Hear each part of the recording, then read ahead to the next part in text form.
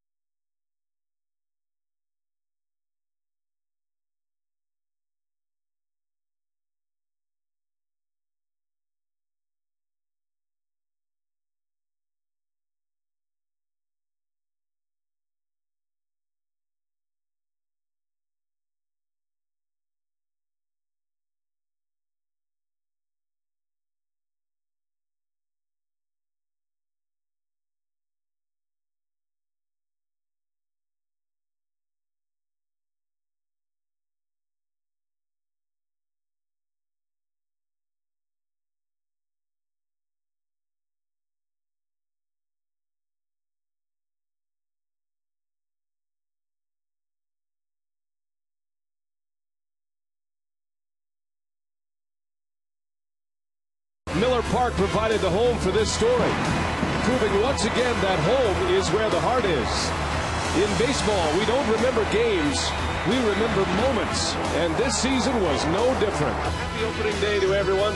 Fielder down the line, that is a foul ball! That's your ball game! Corey Hart scores, and the Brewers come back and win a thriller. Fastball, McGee launches one. This is way back there, and it's gone! A grand slam for McGee! At the track, reaches up, and he caught it! Oh my goodness! Mike Cameron! Hardy into right center field. That's pretty well hit. Back goes Ethier, and it's gone! J.J. Hardy puts the Brewers on top. Take a slide, Telly. Whoa!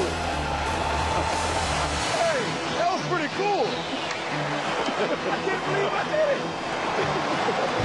And Fielder hits one high in the air to center field. Watch how far this one flies. Oh, my goodness. Pulls one over to McGee. Steps on the bag to second for the second out to first. Triple play! Oh, baby! And there it goes. Fielder will watch it fly. And that's your ball game. Prince Fielder with a walk-off home run. Into center, this will do it. Back is Bourne. Tagging up is Lopez.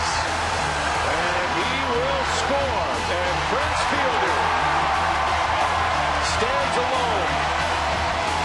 A franchise record for runs batted in number 127. As the final home series of 2009 begins, many may want to forget about the standings, but it's the moments that we'll remember.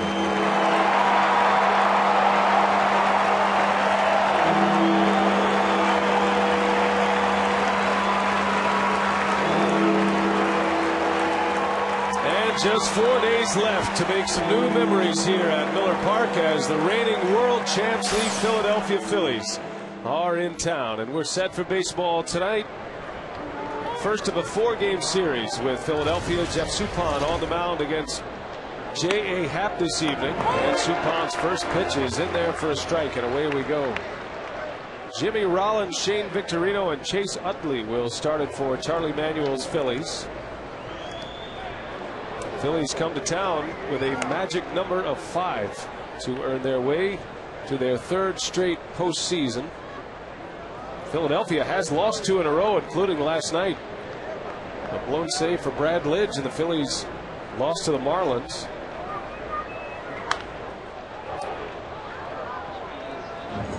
Philadelphia at 88-63 this year, Rock. They have a 6.5 game lead on the Atlanta Braves. Charlie Manuel was under some fire just a couple of seasons ago, but after a World Series title, it's amazing how you can get him on your side.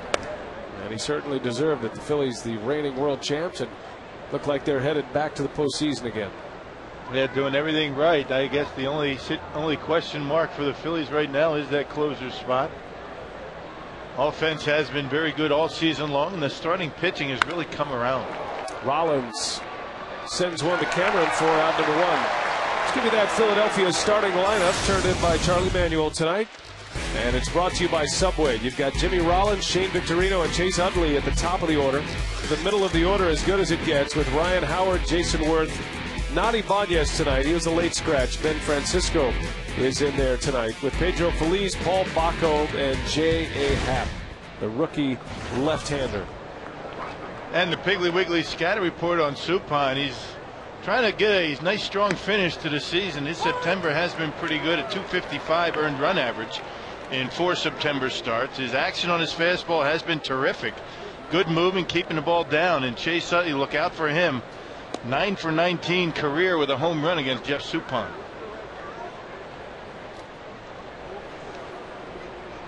Well, the Phillies come to town with some gaudy offensive statistics.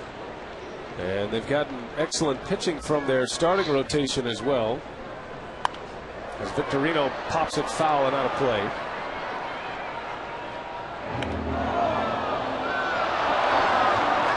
Phillies have 4 players who have hit over 30 home runs this year. Utley and Howard, Jason Worth, and Ibanez.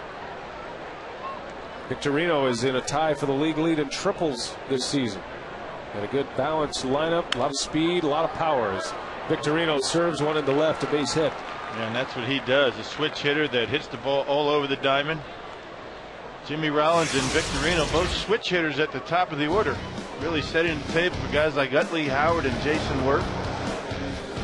Gaudy offensive numbers all season long, and the pitching has started to come around. That's why they are just days away from clinching the East. Now the Brewers are hoping they don't clinch here at Miller Park. They hope to send the Phillies on their way.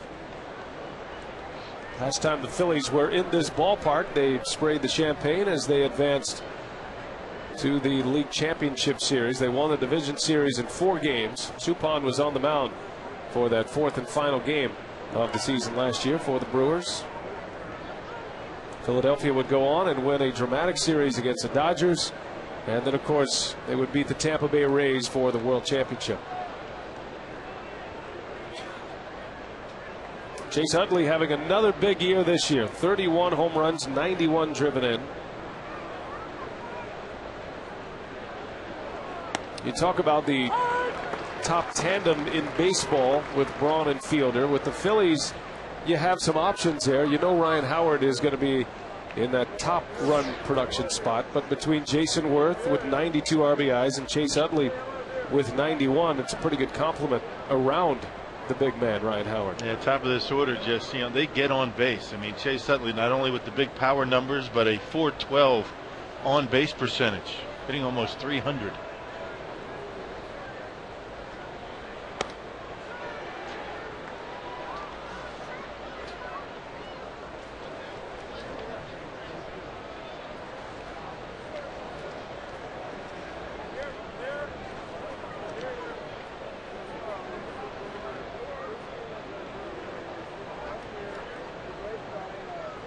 Suppan coming off a 7-inning performance his last time out.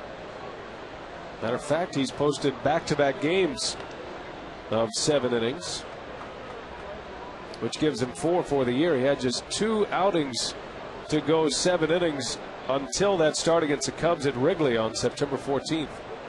And his last 2 have been very good. Took a loss against the Cubs, giving up 1 run in 7 innings, and then 1 against Houston his last time out. Only his 3rd win of the season here at Miller Park, surrendering just 2 runs in 7 innings. And 4 of his last 5 starts have been very good. I mean, you talked about his last 2. Unfortunately for Suppan, 14 innings in his last 2 starts, 3 earned runs, but he's 1-1.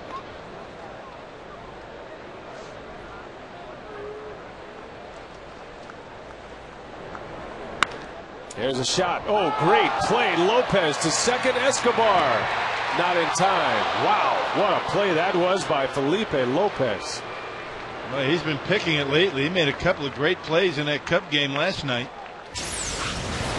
Pretty much sealing the win for the Brewers in the 8th inning. Tried to get the double play, but Utley gets down the line pretty good and stays out of the double play, giving Ryan Howard an opportunity with 2 outs. Not much Victorino could do on that. In his mind, that looked like a line drive, but it short hopped Lopez. Well, Lopez had a couple of defensive gems last night, leading the Brewers to victory, a 3-2 win over the Cubs last night. Lopez made 2 tremendous plays in the 7th inning, which preserved the lead and preserved the win for Chris Narveson. Yeah, this time going back up the middle and able to get a very speedy base runner down the line. That Mike Fontenot, that's a heck of a play. And then snaring a little bit of a soft liner, a humpback liner to end the inning with a man at third base.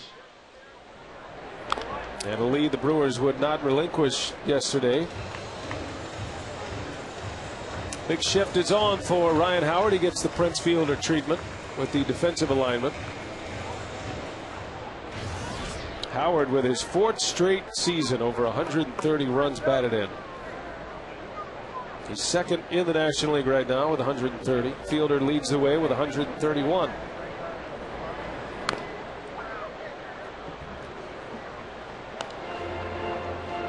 like to be able to say that you have to figure out ways to have Ryan Howard up with nobody on you, pitch around him, but you know, it's one of those things where choose your poison. A lot of these guys can swing the bat and hit the ball to the ballpark.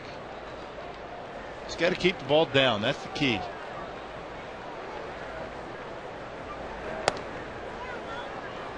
Last night, Howard's RBI that got him to 130, making it the 4th straight season, tied a National League record that was held by Sammy Sosa. Howard also has 40 home runs in his last 4 seasons, which is a Philly franchise record.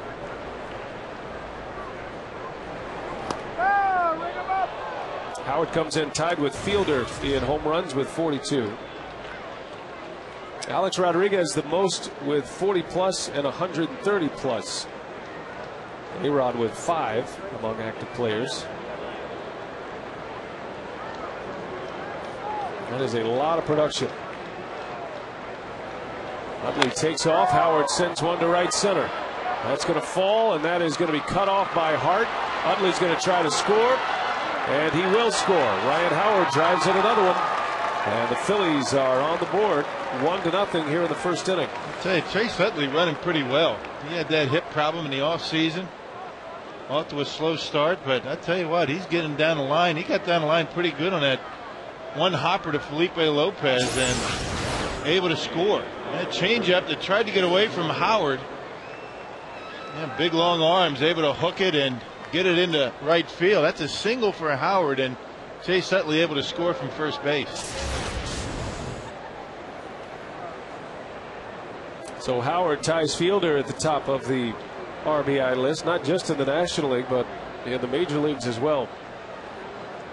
And here's the other part of that run producing tandem, Jason Worth.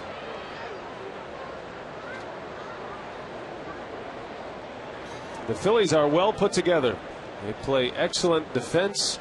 They have plenty of offense. Their starting pitching is very good. The only blemish right now that they are concerned about is their bullpen. Brad Lidge blew his 11th save of the year last night.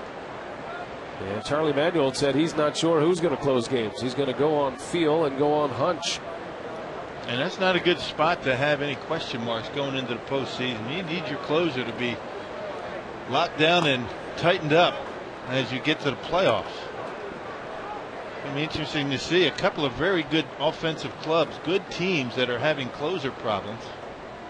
You know, the Phillies and the Cardinals. Now the Phillies about middle of the pack with batting average. They strike out a lot, but they put up big numbers and are among league leaders in most of the major offensive categories as Worth draws the walk. And a troubling inning developing here for Jeff Suppan. 2 hits and a walk, and a run is in.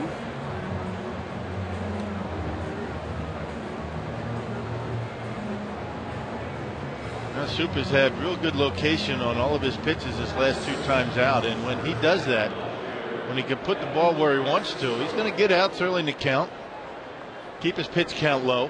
But when he's struggling with his command, he's going to miss off the plate instead of trying to throw one down the middle. He can't get away with doing that. Here's Ben Francisco. Raul Ibanez originally in the starting lineup. He's out with a stomach illness. So it's Francisco who gets the start. Just 75 at-bats this year in the big leagues. But he's belted 5 home runs in those 75 at-bats. So he's kind of fit right into this Philadelphia mindset. They think long ball first.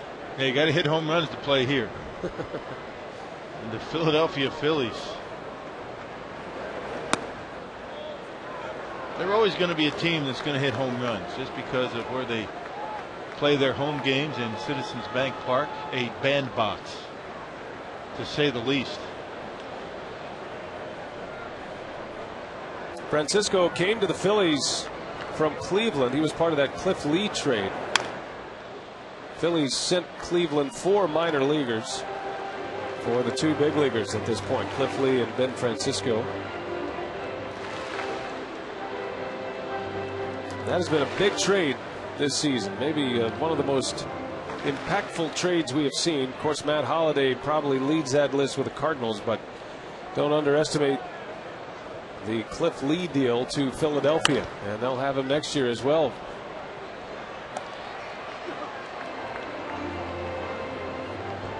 J.A. Happ's been a big surprise for the Phillies in his rookie campaign, one of the front runners for Rookie of the Year. Cole Hamels pitched well last night. He still hasn't had the seasons that the Phillies had hoped. 10-9 with a 4.11 ERA.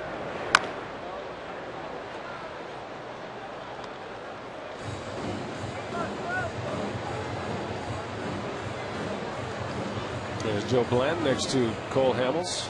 Pretty well stocked in their starting rotation, even without Brett Myers, who's been on the disabled list. And they have a pretty serviceable starting pitcher in the bullpen right now, and Jamie Moyer. 2-2 to Francisco. And they'll ask if he went. No, he didn't, says the base umpire, Brian Knight. In this series, we'll see J.A. Happ, Cliff Lee tomorrow, Pedro Martinez on Saturday, and Joe Bland will pitch Sunday. Brewers are going to go with Manny Parra tomorrow. Make sure you join us for Brewers Live pregame show tomorrow. Had a sit down with Manny. Pretty insightful sit down with the Brewers starter. Francisco to center field. Cameron eases under it, and the side retired. Phillies get a run. They strand a pair, and we head to the bottom of the first.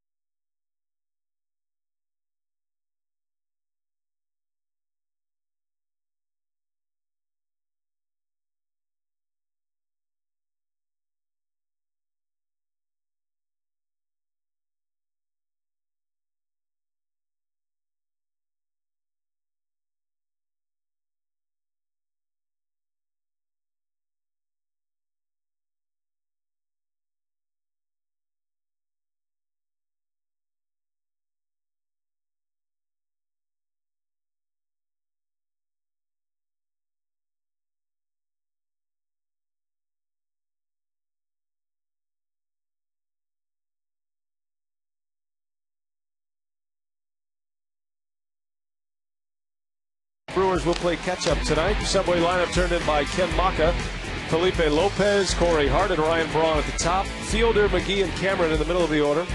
Alcides Escobar, Jason Kendall, and Jeff Suppan rounded out.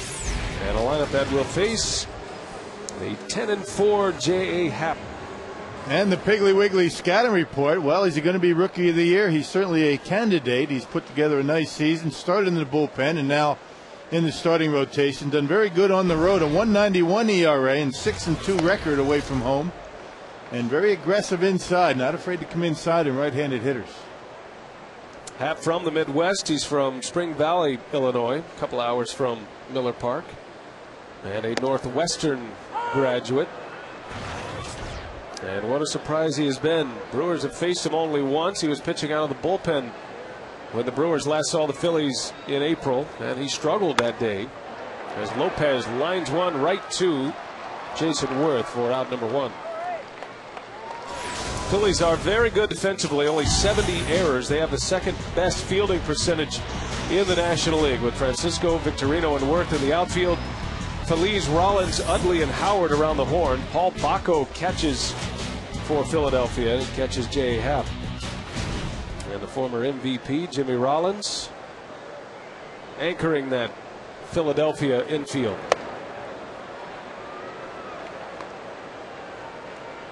Now, Rod mentioned his road success. J.A. Happ the best road ERA since 1954 for rookie pitchers. He's got the lowest road ERA in all of baseball right now. 1.91 ERA away from Citizens Bank Park. Now the Phillies as a team play very well on the road. Their record on the road tremendous. Hart sends one into left. Pretty well hit. Back is Francisco at the wall. He's got it for the out. And 2 gone here in the first. And Philadelphia Phillies 46-31 on the road. That's a tremendous road record. And J.A. Happ 6 of those wins.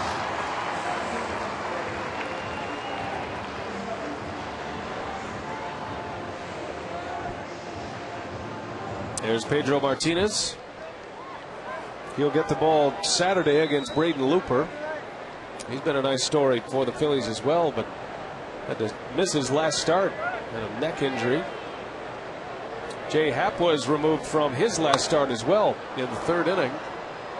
He's been nursing an intercostal injury, a side injury. And, said he felt okay, felt fine, thought he could have continued, but Charlie Manuel not taking any chances with his rookie left-hander. Yeah, did it in the batting cage way back on September 5th. Had to miss a couple of starts. So a little bit of a question mark for Happ coming into this start.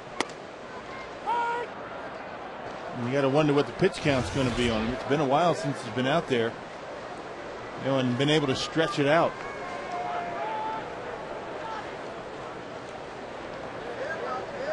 Happ made that start on the 18th against Atlanta, but prior to that missed a couple of starts, and September 2nd against the Giants was his last full start, you could say. 6 innings against San Francisco.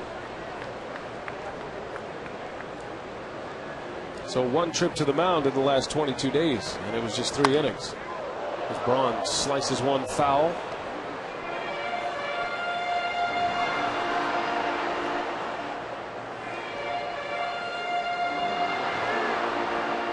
Now Braun at .315 to start the day, 5th best in the National League in batting, and he is the league's leading hitter against left-handed pitching. A .414 batting average. Happ strikes him out, and the inning is over. 3 up, 3 down for the Philly rookie, and we head to the 2nd. 1-0 Philadelphia. Pedro Feliz will lead off when we continue.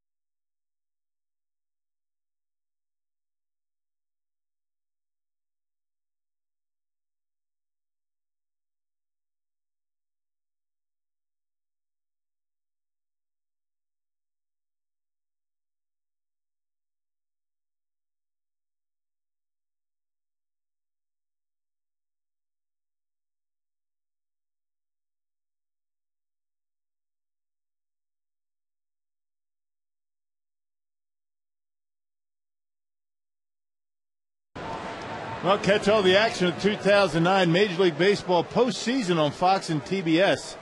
It all begins on October 7th with the Division Series on TBS. And the Phillies will be a likely participant in the postseason, barring a complete disaster. Magic number of 5 with 11 games remaining. Pedro Feliz starts it for Philadelphia.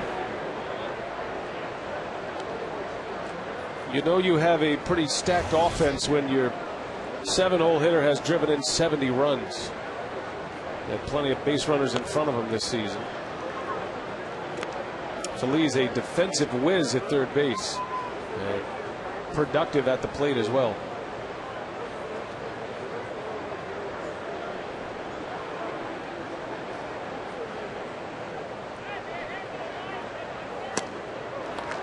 Well, obviously the key to beating the Phillies is handling the bottom half of the order. Once you get by Jason Worth, particularly tonight, the bottom 4, you got to be able to handle those guys, because if they get on and the top of the order comes up, look out.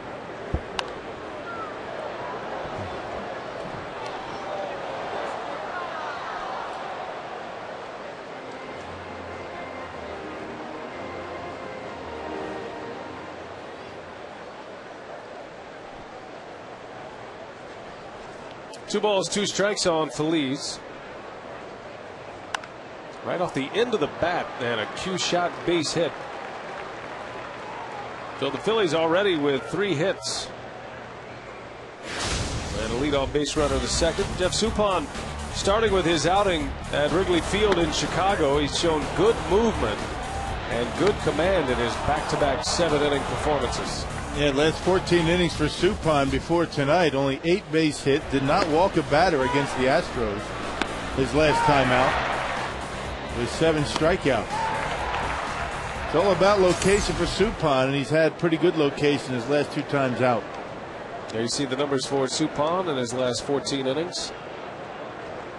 Against the Phillies, Suppan has not picked up a victory since the 2004 season. And a career earned run average against Philadelphia over 6. Be his first start of the year against the Phillies.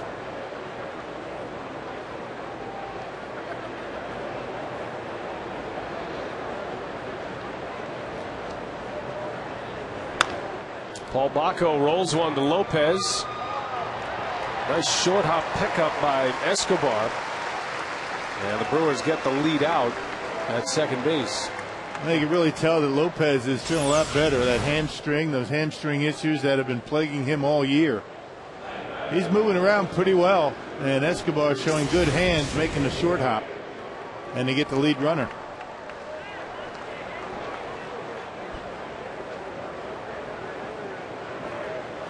Well, that makes a big difference, doesn't it? Just 1 walk in his last 2 starts, or in his last 12 innings.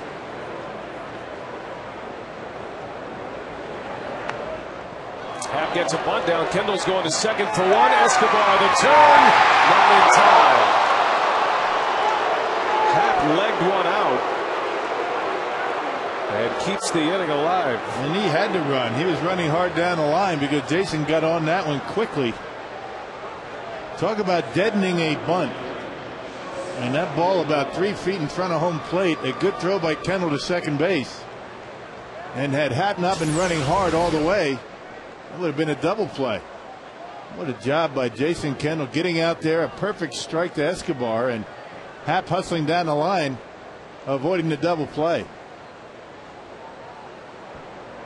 They can't turn it any quicker than that. Lopez came over from second base to take that throw. But Happ's hustle turns the lineup over, and here's Jimmy Rollins with 2 outs. It's been a down year for Jimmy Rollins this year. .245 average. Still has 19 homers, 72 driven in. 72 RBIs from a leadoff hitter. That's not bad. And considered a down year when you look at his career body of work. So somebody in the bottom of the order has been getting on. Now, Rollins was the MVP just 2 seasons ago in 07. Hit 30 homers that year, drove in 94.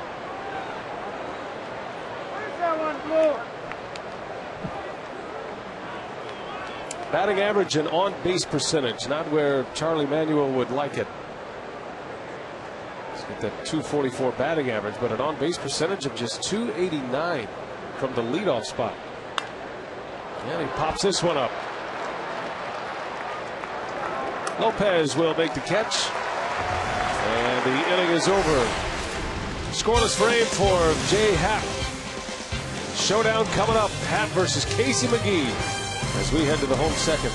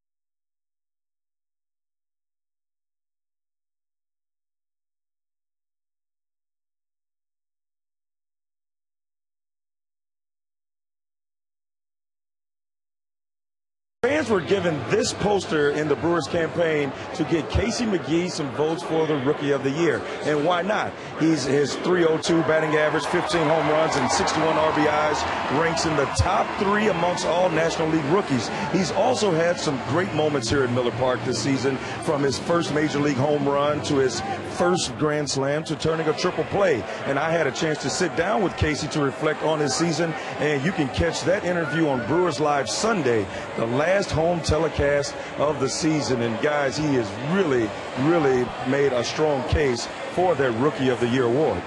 Well, he's got to be so thrilled the way the season has gone, and now an organization standing behind him. He's always been a company guy. You know, he's never been a highly rated prospect, but at every level he's put up numbers. He's always been a manager's dream, and yet he gets to the big leagues, barely makes the team out of spring training. And he has been quite a surprise for the Brewers this year, and he most certainly has locked up a spot at third base for next season based on how he's performed, and he's done it all with an injured knee. Yep, and he sat around for April and May, pretty much all of April and a good portion of May, not getting a whole lot of playing time, not getting many at bats. He was able to keep himself sharp, got opportunities. Injuries, forced his name into the lineup, and now production by Casey is why he continues to be in that lineup. It's been a good story all year. Well, Happ strikes out Fielder. So 4 in a row retired by Jay Happ, and showing no signs of that intercostal muscle strain.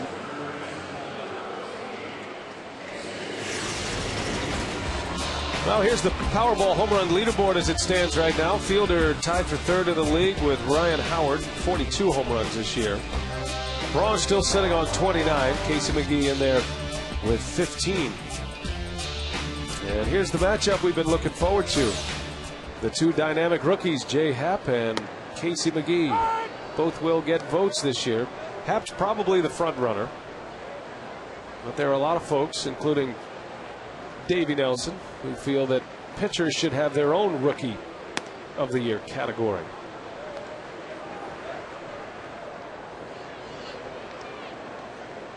Just like you have an MVP and a Cy Young Award. Yeah. What's the difference for rookies? I think it's hard for voters to determine who's more valuable as a rookie to his team. A guy that pitches every 5th day, or maybe a closer, or a guy who plays every day. Yeah, well, the Rookie of the Year doesn't have to be the most valuable. It's the guy that has put up the best numbers and had the biggest impact. I guess then you don't know. I mean, I guess how many awards do you dole out at the end of the season? I mean, you could give an award for just about anything. Rookie Defensive Player of the Year. So I think one award is enough, a Rookie of the Year. Usually it's pretty much of a landslide. I mean, year after year. I mean, it's been a little bit tighter lately because there's been so many rookies in baseball. But over the course of this award, it's been kind of an obvious choice by the time you get to this point in the season. Well, McGee strikes out. Jay Happ wins round 1, and Happ has struck out the last 3 hitters: Braun, Fielder, and McGee. No question the numbers stand for Jay Happ this year. A 10-win campaign in his rookie season, a 2.77 ERA. What's impressive is he's finished 3 games and has 2 shutouts this year. Well, he started in the bullpen early in the season and made 12 appearances out of the bullpen. We talked about one, not a very good one, against the Brewers early in the season, but lack of production in that starting rotation, injuries. Brett Myers got hurt. Cole Hamels was in and out of the starting rotation, and you had to find somebody to fill the gap, and J.A. Happ has done a tremendous job in that regard.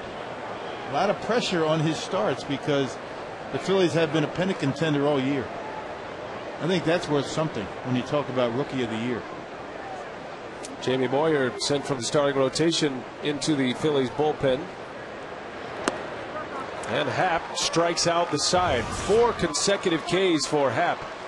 And in the second inning, he gets Fielder, McGee, and Cameron in order.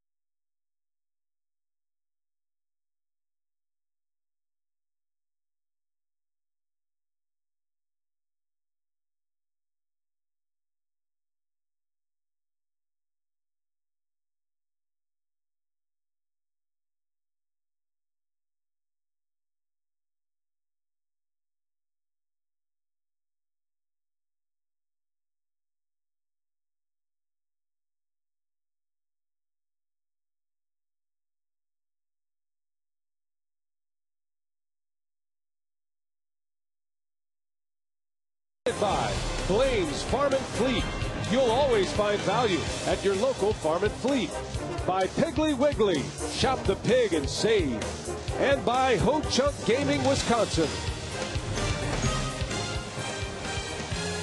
Jeff Suppan back on the mound. We start the 3rd inning here at Miller Park. The Phillies lead 1-0. Get in there and get it all, man. It's not bobbing for apples, it's bobbing for popcorn. Look at that. That's great. There's a base hit by Victorino. Second hit of the game for Shane Victorino. Leads us to our carsoup.com email the booth question from Otis in Muskego. With just more than a week left in the regular season, who is your favorite in the NL right now? Tough question. We've got 11 games left. I don't know an Otis in Muskego. I know most everybody in Muskego, but not Otis. Who's the favorite in the National League? Is that the question? That is the question from Otis. You haven't seen much of the Dodgers lately. We've seen St. Louis quite a bit. Here we are with the Phillies. We're going to see Colorado next week.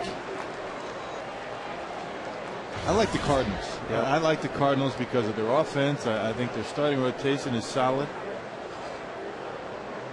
I think Tony La Russa, as much as most people would hate to admit it, has a big impact late in the season and in the postseason.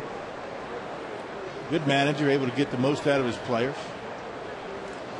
Joe Torre has that reputation as well. Now the Dodgers a 5-game lead on the Rockies in the West.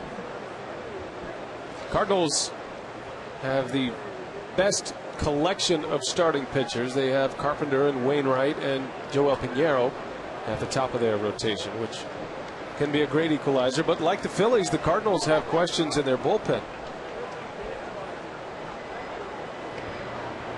Not many teams, even the best teams right now, have questions in the bullpen. Now, you might have that hammer late in the ball game. Some teams are really not having problems with their closer, but getting to the closer ultimately is the issue in the postseason.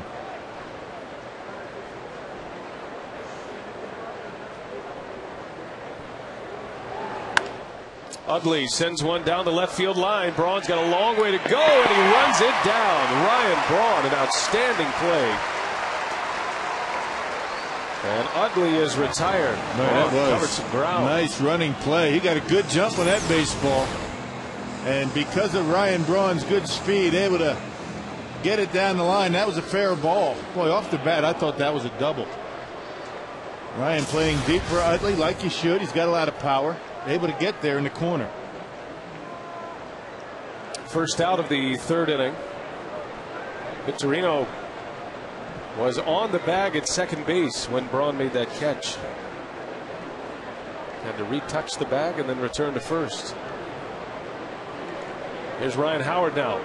Howard drove in the run in the first. 2-out double into right center.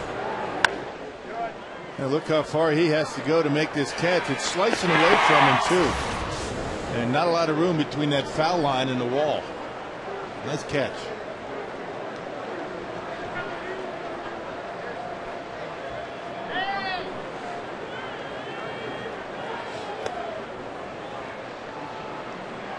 Well, Howard's been one of the best sluggers since he entered the league. He's putting up the big power numbers in his career.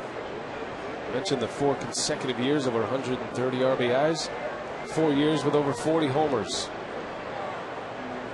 He's been an MVP. You figure the Phillies are going to have an MVP candidate just about every year in that ballpark and with this kind of talent. Since '07, Ryan Howard leads all of the National League in home runs and RBIs, and a big slugging percentage in the last 3 seasons as well.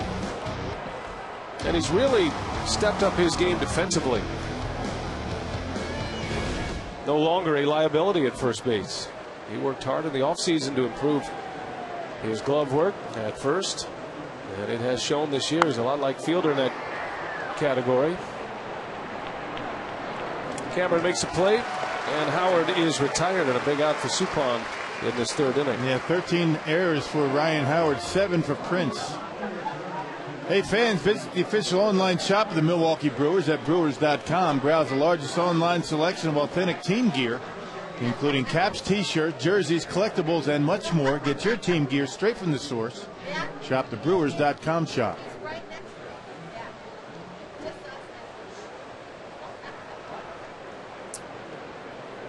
2 outs for Jason Worth.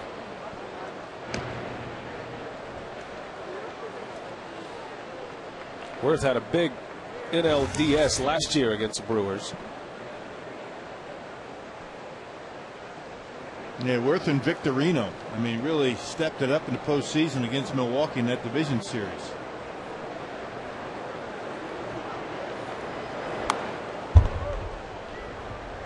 Now Worth is a patient hitter. Nobody in the National League sees more pitches in a plate appearance than Jason Worth. Also a good outfielder. Throws the ball exceptionally well. Has a big arm. Dodgers had him. Let him go. Had him and let him go, and he's been a big pickup for the Phillies. Phillies also picked up Shane Victorino from the Dodgers. He was a Rule 5 draft pick from Los Angeles. Of course, that's a pretty good outfield still in L.A. Matt Kemp, Ethier. Ethier's got 100 RBIs over there. Yeah, he's really had a good season. And of course, Manny Ramirez. Oh, is he still there?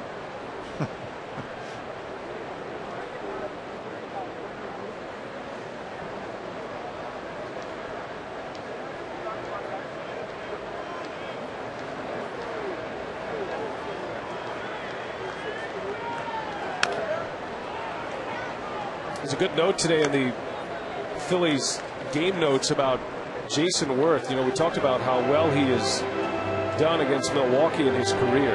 In 15 career games against the Brewers, he's reached base safely in all 15. Got an on-base percentage near .420 against Milwaukee in his career. So if it seems like he's a Brewer killer, you'd be right. Yeah. And that doesn't even count the postseason success he's had.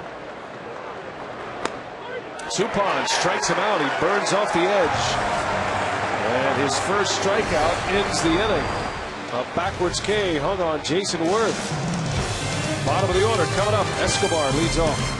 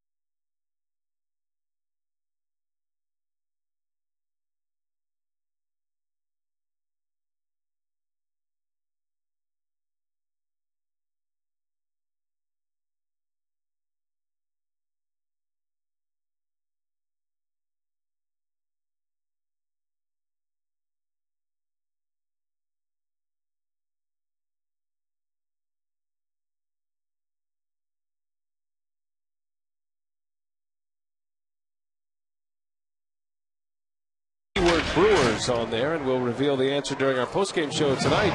So stick around. Under the lights of Miller Park, the roof is open. It's a cloudy night in Milwaukee. There's the chef, Jerry Garcia, enjoying the ballpark fare after whipping up a nice spread. His assistant Jed is with him. I mean, they had the shrimp going. They had, what else did they have, Rod? I just saw vegetables, shrimp, vegetables, salad, tenderloin. Oh yeah, that was some nice meat. It's good stuff. Thanks to our friends from Piggly Wiggly who provided the food today. Yeah, the Fox brothers, I saw them down there. Good guys.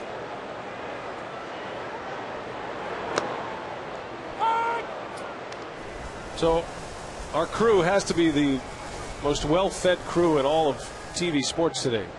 That's a big league spread. That's big league catering is what that is. Deviled eggs, I love those.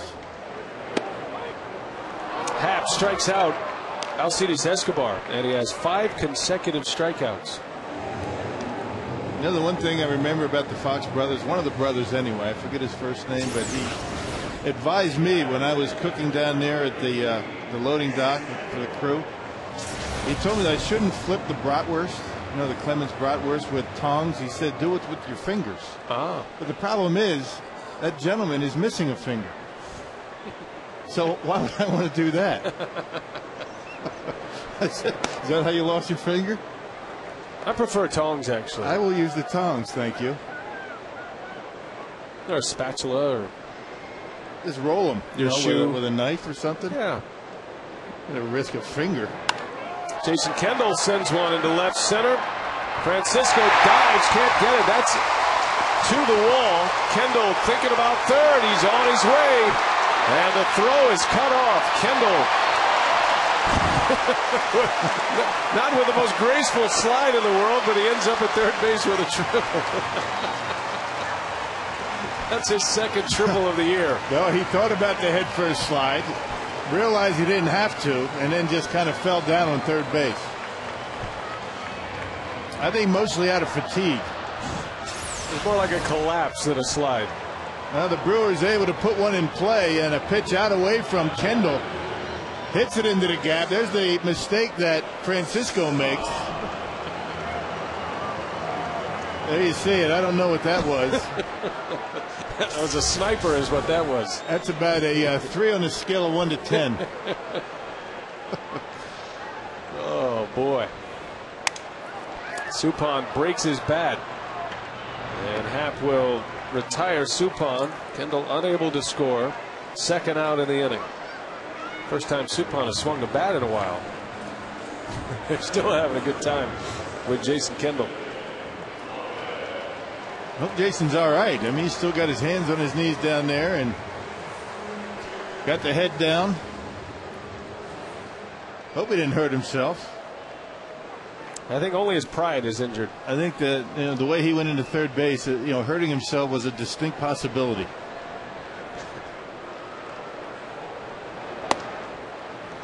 Well, we'll see if Lopez can pick up a 2-out RBI. The Brewers are down 1-0. A triple by Kendall snapped a strikeout run for Happ. 5 in a row he had punched out.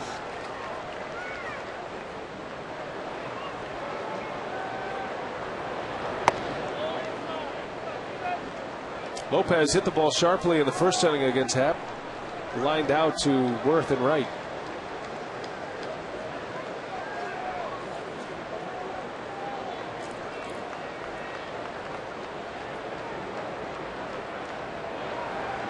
Lopez back up the middle. It hits Happ in the shins.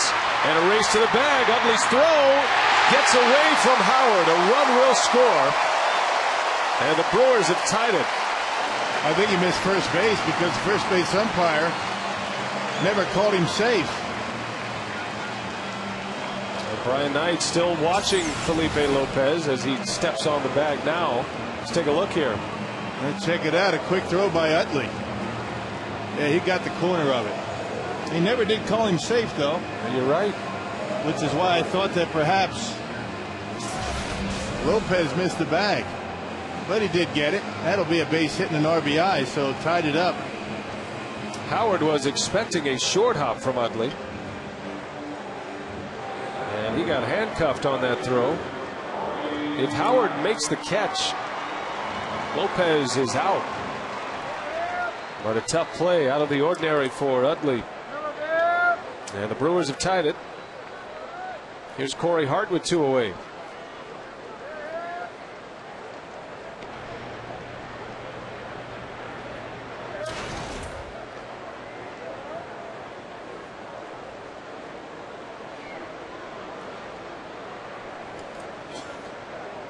Hart sent Francisco deep to the track.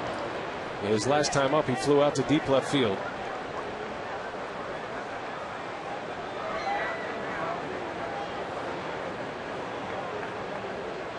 I think Corey's still lacking a little strength after the surgery. He was down a month, and anytime you go through a procedure like that, he had emergency appendectomy. As Corey will tell you, he feels fine. He's healthy. Yeah, surgery takes a little bit longer to come back from than just your random injury. Maybe a twisted ankle or something, and a jammed finger. But I'll tell you, yeah, it's like spring training for Corey again. Hart says his legs are still heavy, but the only way to get him right is to play through it. Ken Maka has been very careful with his playing time. If he gives him a couple of days in the starting lineup, he'll usually give him a day off.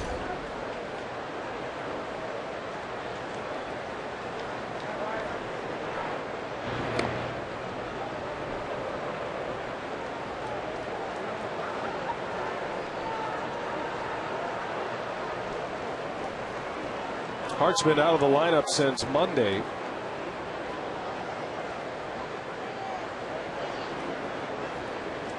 Oh for 1 tonight. He's got Lopez at first. Now Ken Macha has the Jody Garrett option against right-handed starters. And Jody's been swinging the bat so well, you got to play him. Against the lefty, it's Corey. Phillies have back-to-back lefties in this series with Happ and Cliff Lee tomorrow. They'll ask if Hart went. He checks his swing. And the Brewers keep it going. Hart draws the walk. And that'll get Ryan Braun at the plate here in this third. Yeah, pretty close. Could have rung him up, but he didn't. On regular speed, it looked like he clearly checked his swing, but on that replay, tough to hold that bat up once you get it going.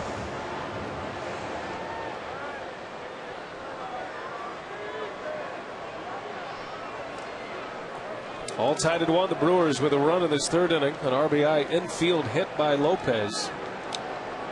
And here's Braun with 2 on and 2 out. Fielder would be next.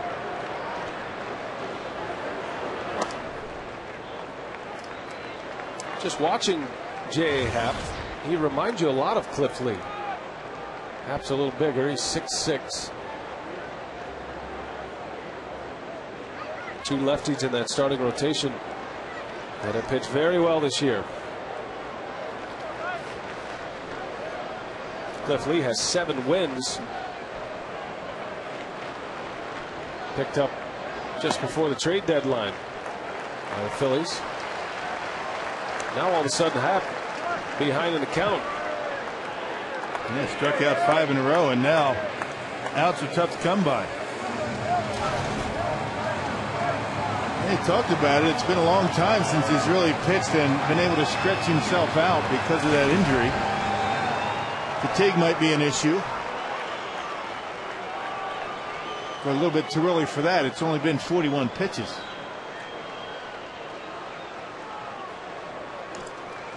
Second time through the batting order. Braun in a hitter's count with 2 on. Lopez at second. Hart at first. Good speed on the bags. And Ryan takes a strike. Braun still sitting on 29 home runs. He was robbed of a home run a couple of nights ago by Tyler Colvin of the Cubs.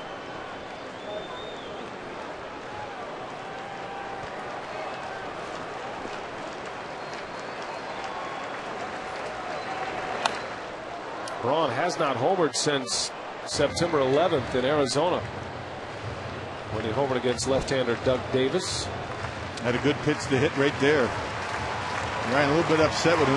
You always tell when Ryan misses a pitch that he thinks he should drive somewhere when he takes this walk. He walks out of the batter's box and starts talking to himself.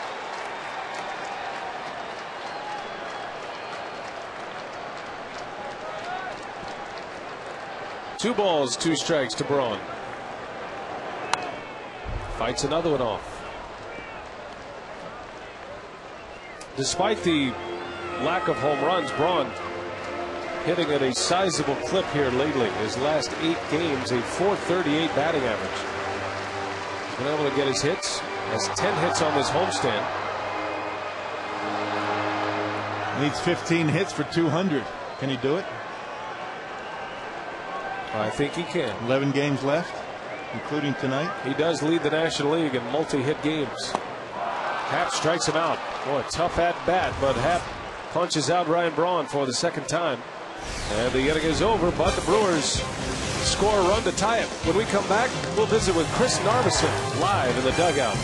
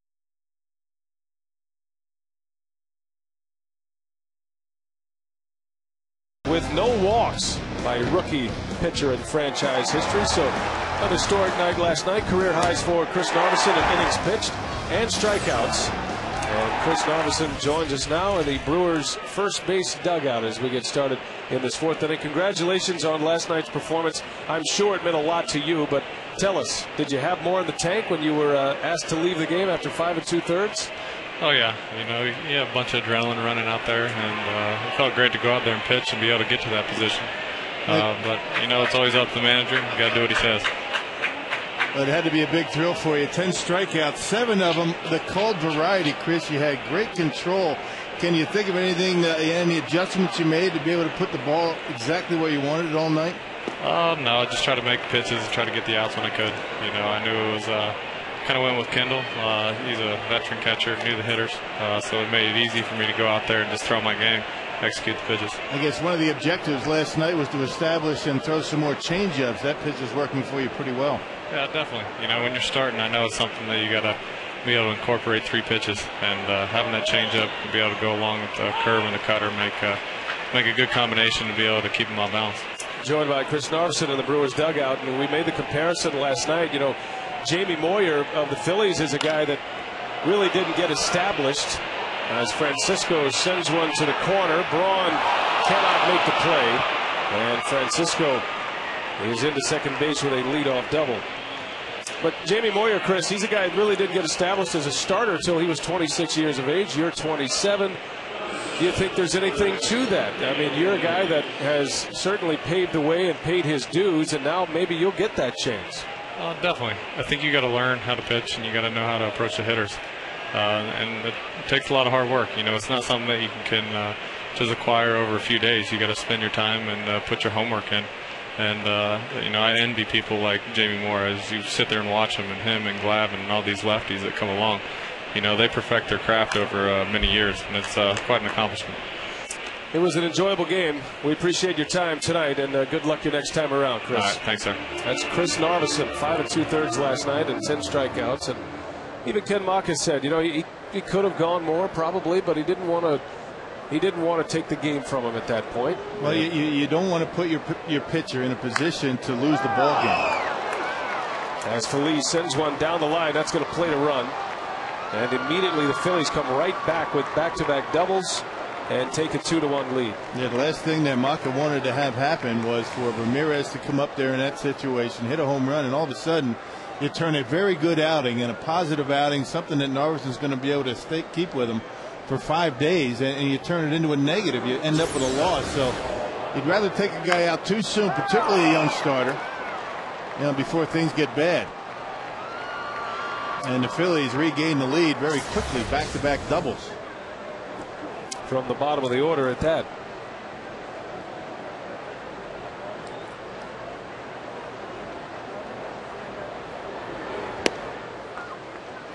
Here's Paul Bacco. It's one of the spots where the Phillies are missing a key player right now. Bacco will get significant playing time with Carlos Ruiz out with a wrist injury. Ruiz left a game on September 18th. He had a collision at home plate. And the injury is not season ending or season threatening, but he did have an injection in that wrist and likely to return next week. So that'll give him about a week to prepare for the postseason. But that is a big piece of this Philadelphia puzzle, especially on the defensive side, calling a game and preparing a game plan. There's another base hit. Bacco singles, and the Phillies have come back with 3 straight hits in this fourth. Yeah, bottom 4 in the order, getting it done. That's what you don't want to have happen. Aflac trivia tonight. In which Wisconsin city did Charlie Manuel begin his career as a manager? That is a great question. Well, Manuel and Ken Maka, 2 big league skippers that made a name for themselves overseas in Japan. Manuel just a few years before Ken Maka. But guys like Charlie Manuel laid the groundwork for the next wave of players like Ken Maka. Both were big stars, big home run hitters in Japan as players. And a pretty good hitting coach when he was a coach with the Cleveland Indians. Had some pretty good hitters under his watchful eye. And getting an opportunity in Philly. You talk about a guy on a hot seat beginning of the season last year in Philadelphia. They were ready to run Charlie Manuel out on the rail. All of a sudden they turned things around. The World Series winning manager. And they're back at it again this year. It's a good bunt by Happ. Sacrifice bunt. Moves Baco to second base. That's the first out of the inning. And now second and third with the top of the order coming up. Amazing how smart managers become when their players start playing well, right? That's the truth. Not much change with Charlie Manuel. Guy just started, hitting, and they're pitching well, and they won the World Series. Well executed bunt by Happ.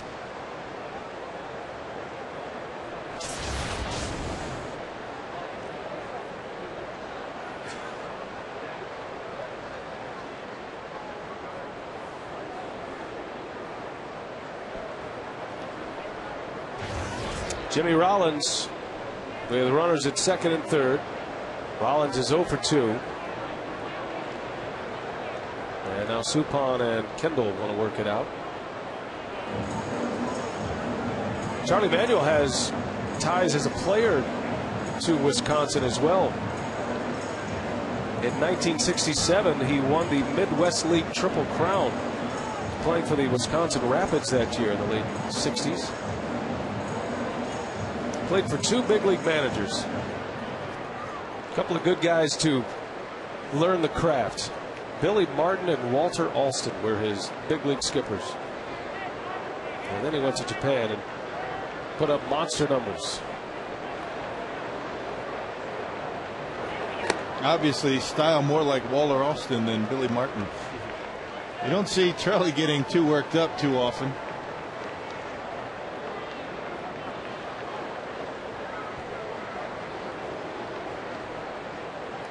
Charlie talking it over with Matt Stairs.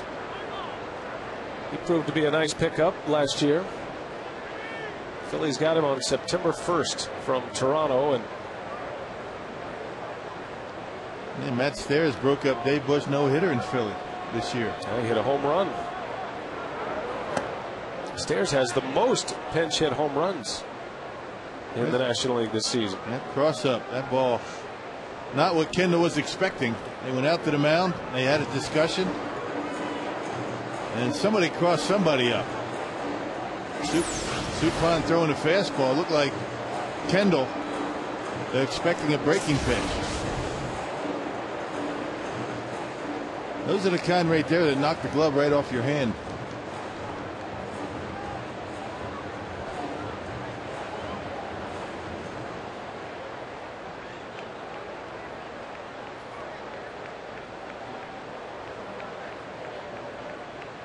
Suppan behind Jimmy Rollins. Slices one foul. 2 balls and a strike on Rollins. 69 pitches already for Suppan. Gave up a run in the first. Phillies have had a base runner in every inning tonight. 7 hits for Philadelphia.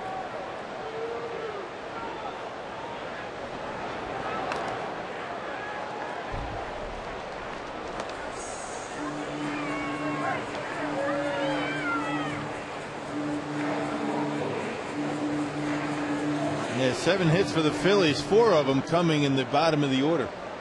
6, 7, and 8 in the batting order.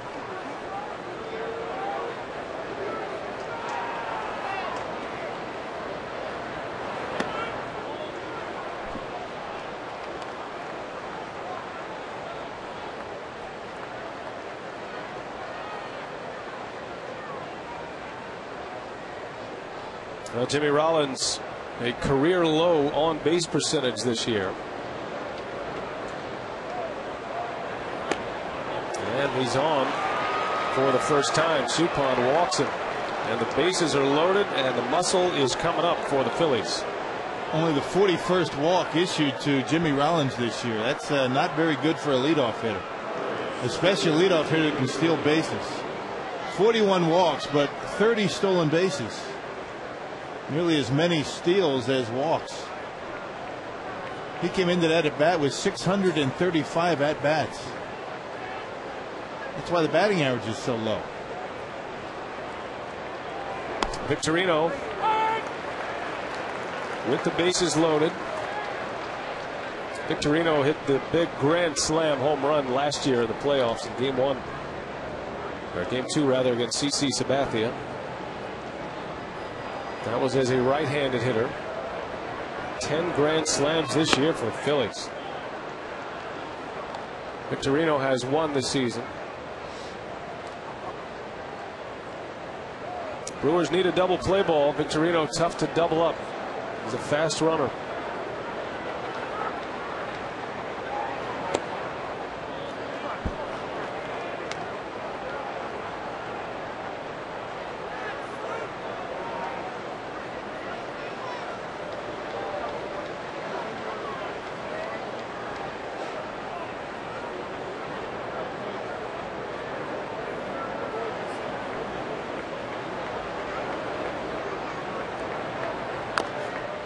Two and two. Yeah, good cutter from Suppan. That's the second time he's done that. Did that to Jimmy Rollins on a 2-1 pitch through the cutter.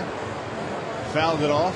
Same pitch on the same count to even up the count to Victorino. Now what do you do? Throw that changeup down and away. Little bouncer. Fielder's got it. He's coming home. Gets the out there. Brewers cut down the lead run at home plate. Nice play by Prince Fielder. And the second out in the inning. And a real nice pitch by Suppan. A sinker down and away. Victorino tried to pull it. And because they couldn't turn the double play, ball not hit hard enough, Prince able to get the out at home plate. Put out goes 3-2. Base is still loaded, but now 2 outs. And the dangerous Chase Utley coming up. Still hard to believe that Utley put up the numbers he did last year with a hip injury that required surgery at the end of the season.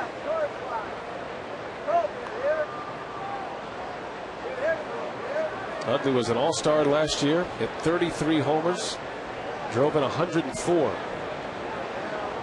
He's making a bid for his 5th consecutive season driving in 100 runs. He's 9 short of that mark. He's going to have to go a little bit here in the final 11 days.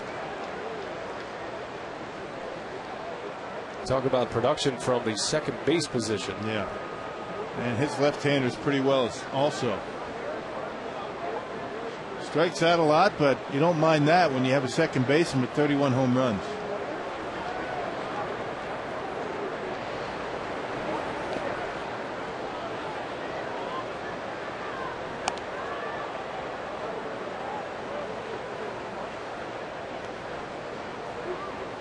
Utley had 9 RBIs in the postseason last year through all 3 rounds.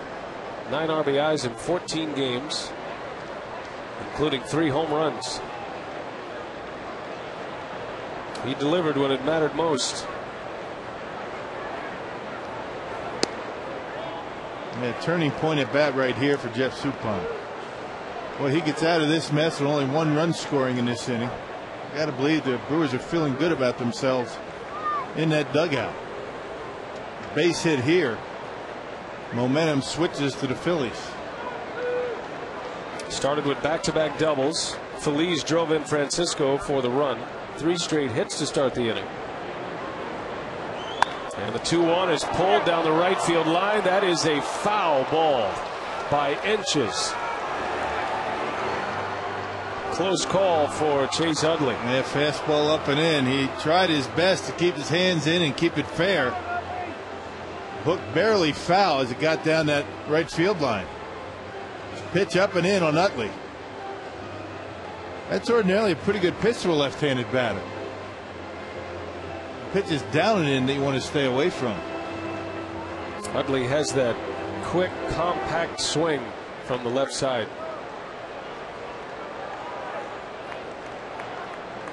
Catchers tell you it feels like that Utley's hitting the ball out of their glove the way he swings the bat.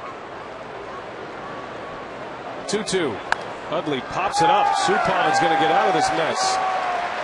Felipe Lopez will make the call and the catch. That is a big-time effort from Jeff Suppan. The Phillies strand the bases loaded.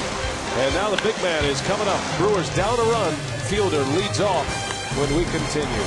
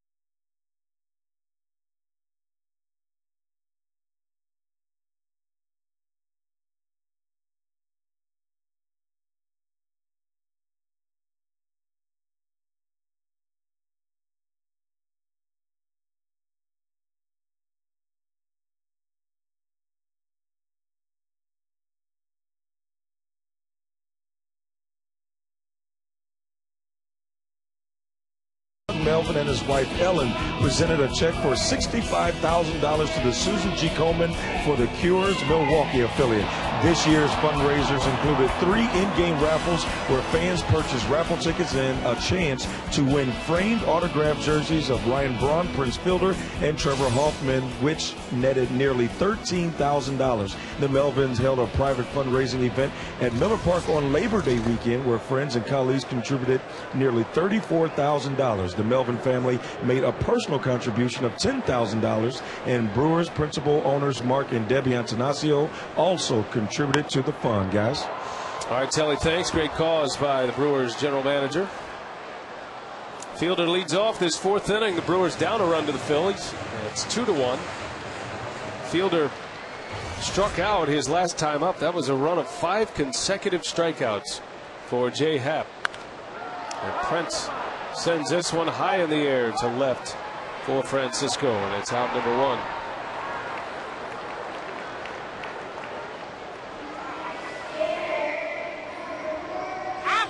Aflac trivia tonight. In which Wisconsin city did Charlie Manuel begin his career as a manager? Good question. Charles Fuqua Manuel is in the Midwest League in '83, the Wisconsin Rapids.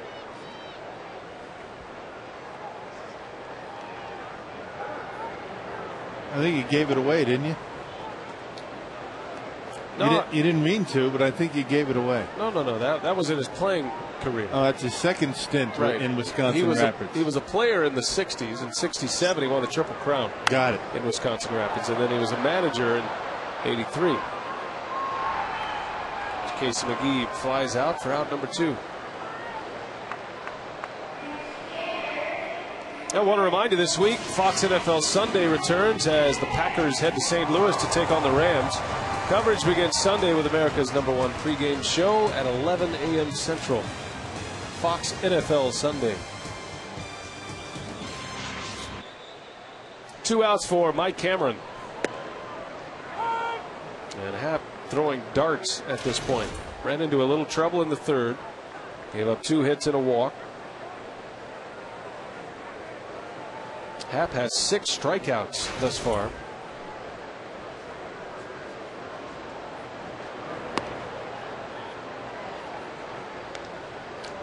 Looks as though he's a little bit deceptive. His delivery is deceiving. He looks to be a short armor, and ball just kind of jumps out of his hand and sneaks up on you. He's thrown at about 90 to 93 miles an hour. It's about the velocity of the fastball. He's had good command in on the hands of the right-handed hitters tonight. Got a pretty good breaking pitch.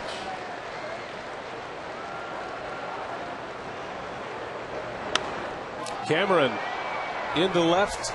Francisco is there, and that is a 1-2-3 inning for Jay Happ. So Ryan Howard will lead off. The sluggers are up. Howard, Worth, and Francisco. We head to the 5th inning at Miller Park. 2-1 Philadelphia.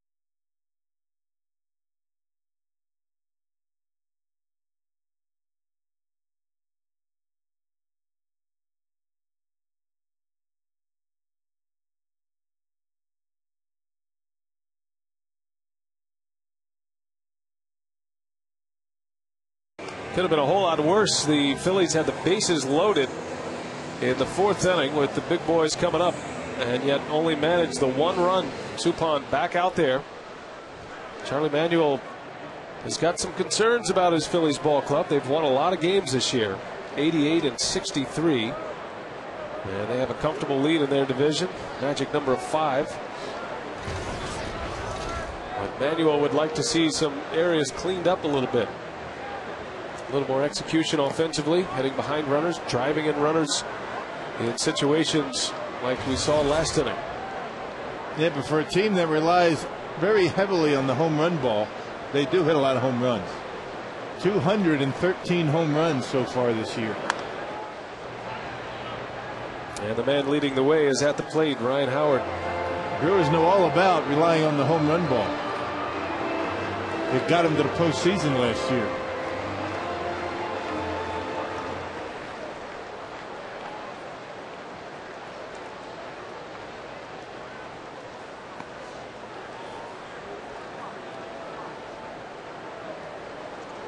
Howard, one of 4 Phillies with 30+ home runs this season.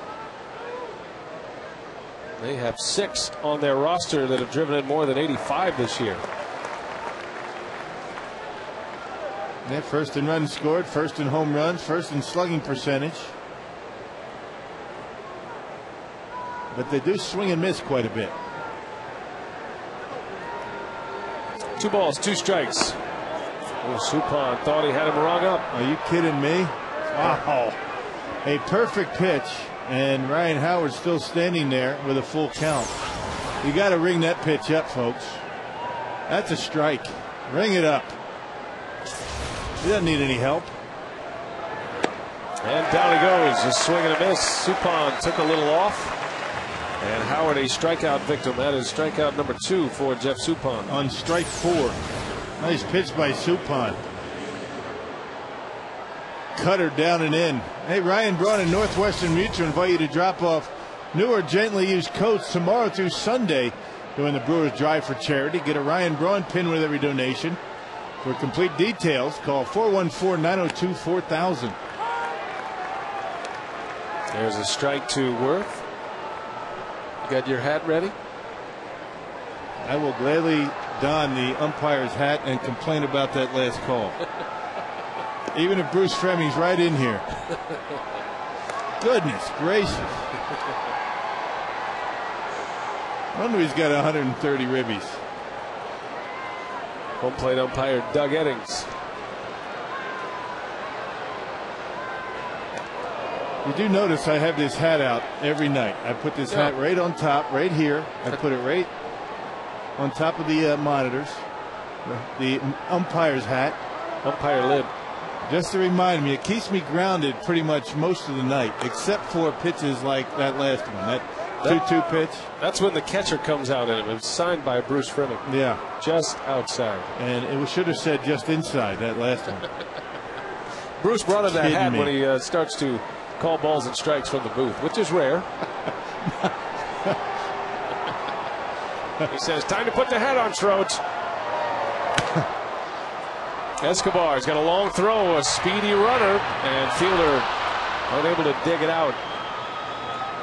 Worth will be safe on a base hit. Might be an error. I mean, a good throw, and Worth is out easily at first base. A couple of hops, a backhand, and not a very good throw. That's got to be an error. Went a couple of steps in the hole and not able to make the throw. Yep, that will go as an error. He's 6 on Escobar. Normally a play he makes with ease. Well, he had time to set himself and make a crow hop. He did it flat-footed. He threw off his back leg, and a lot of times when that happens, your arm drops, and that's what happens. It'll sail. It'll short hop the first baseman.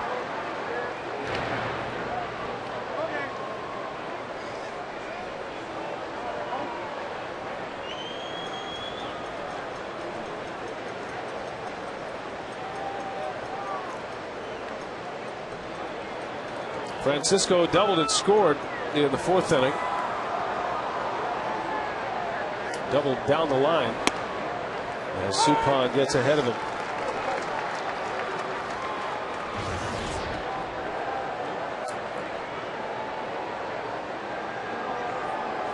It's the 5th error for Escobar, by the way.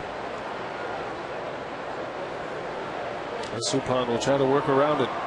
First of the game.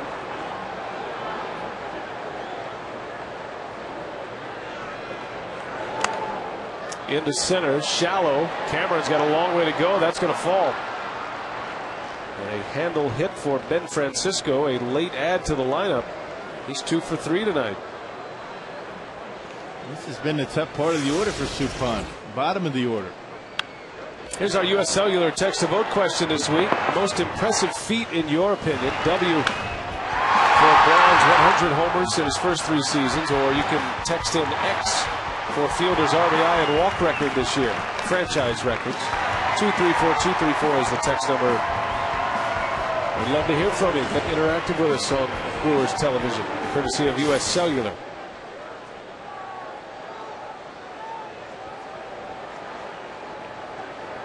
First and second for the Phillies. A lot of base runners tonight.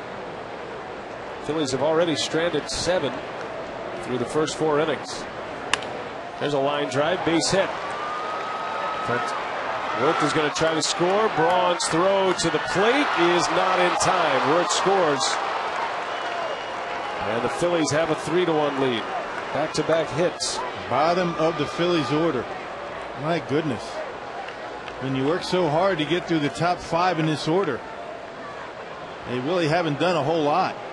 Chase Utley scored a run. That was in the first inning. But other than that, it's been the bottom half of the order, 6 through 8. We've been getting most of the production. A base hit by Feliz. He's 3 for 3. And his second RBI. Good throw by Braun. Worth just too fast. And he legs it out. 9 hits for the Phillies. And they're going to check to see if Worth touched third base. He did.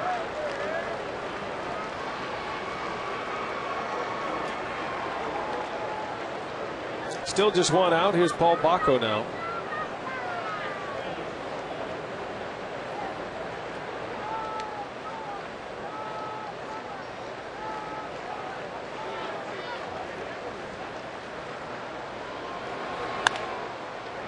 There's a base hit.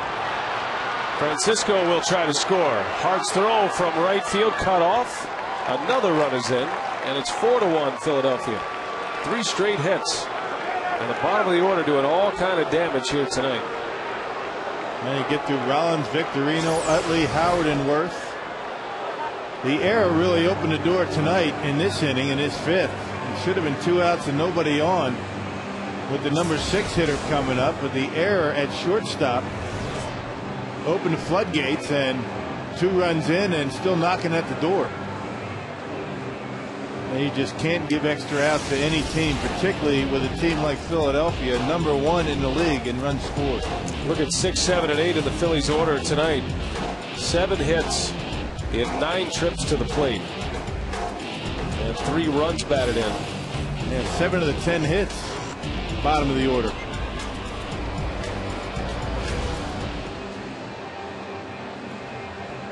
Chris Smith beginning to get loose. I guess you expend so much energy getting through the top 5.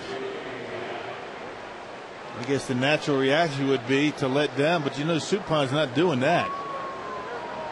There's really no room to breathe. There are really no soft spots in the order, and they're showing you here tonight.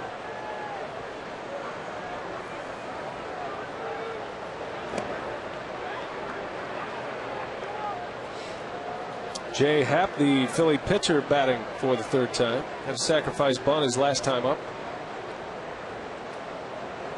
The swing of the bat was how he hurt his oblique muscle. So you know the Phillies want to be very careful with him in these situations. You don't want to hurt that again by swinging the bat.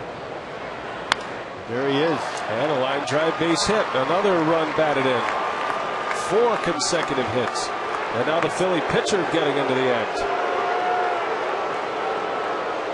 5-1 Philadelphia. Chris Smith just started throwing, so he's not close to being ready.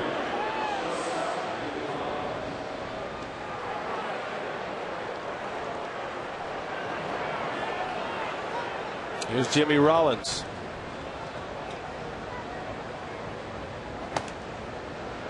First big league RBI for Jay Happ.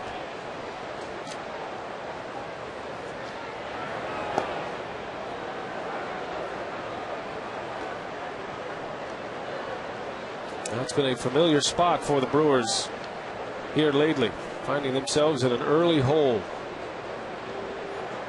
Suppan at the 100 pitch count.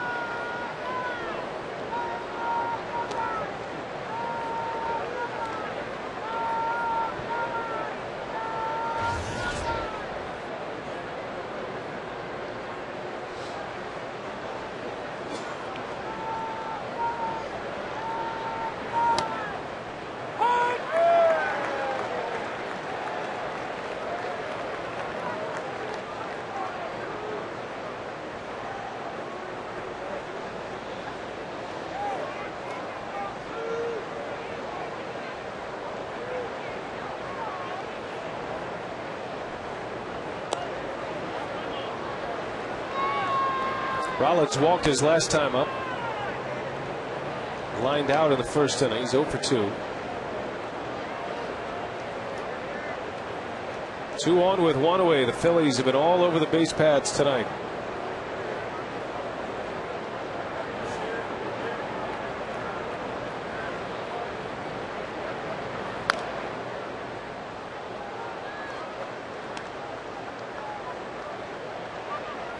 Philadelphia starts the day with a 6.5 game lead on the Atlanta Braves, who have put it together here lately. Atlanta's won 3 in a row.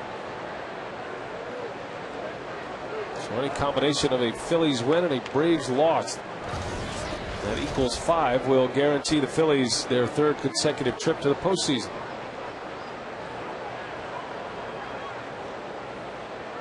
Atlanta is idle tonight.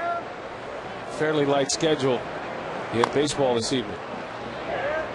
And 3 consecutive years after going an awful long time between playoff appearances for Philadelphia.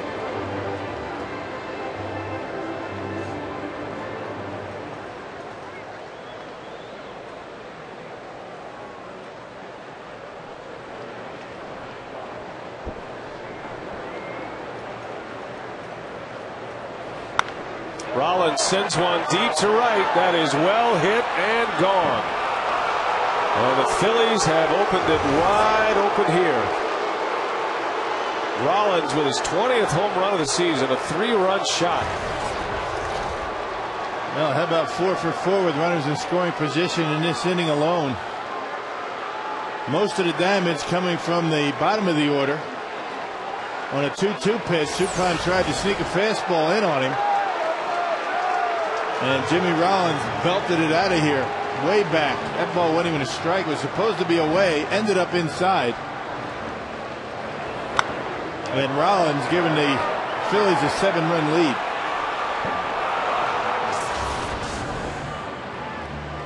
Eight to 1 Philadelphia. Suppan is out, and we take a timeout as Maka makes a call to the bullpen.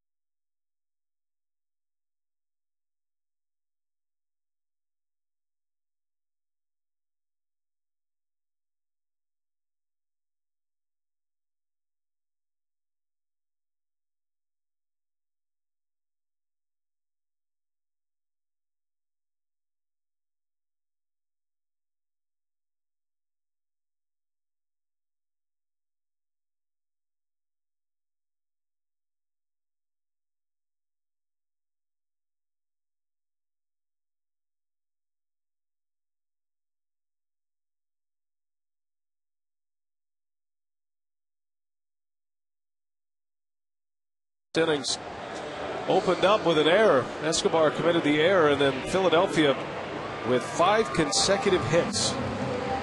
Now Chris Smith will take over. He'll face Shane Victorino and Chase Utley. Well, good job his last time out. He threw 3 innings against the Chicago Cubs. That was a couple of days ago. His 31st appearance. Good numbers for Chris Smith.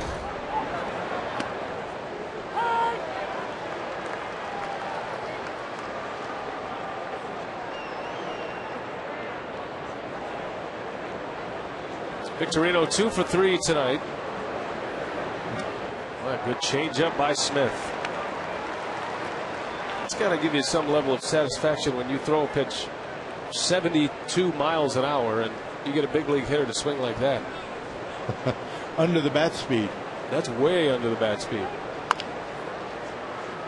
Fielder makes a play. Victorino retired.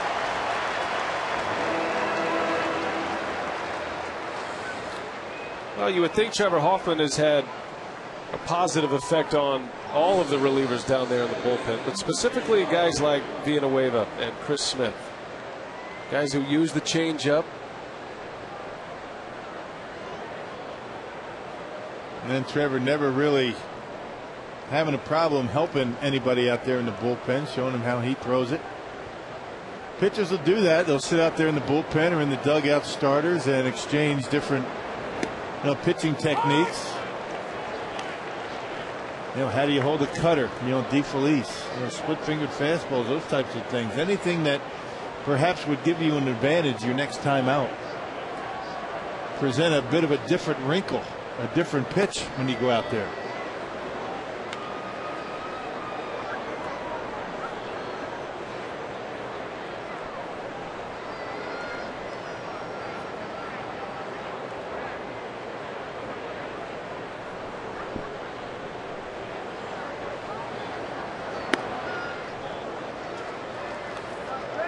Phillies had a late night last night. Didn't arrive to Milwaukee until about 4 o'clock this morning after a loss in Miami last night.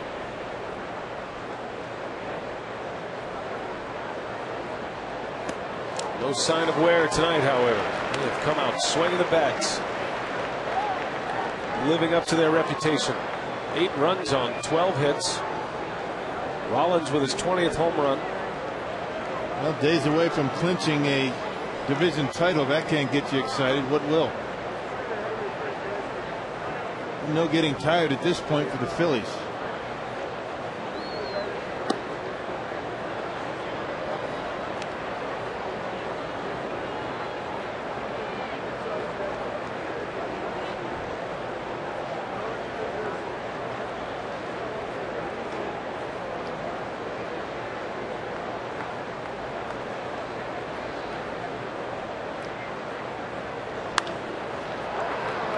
Ugley into shallow center. Mike Cameron is there, and he's got it. And this inning mercifully comes to an end. Philadelphia with 6 runs, and it's 8-1.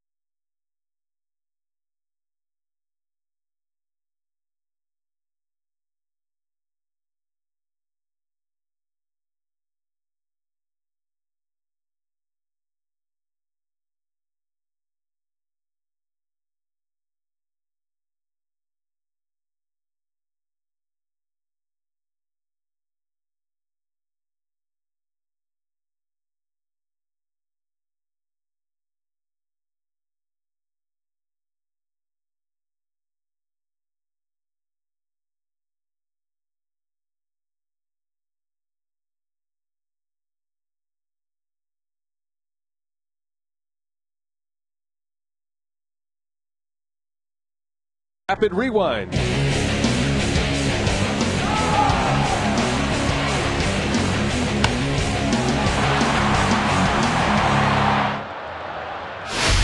AT&T, the nation's fastest 3G network. AT&T, your world delivered.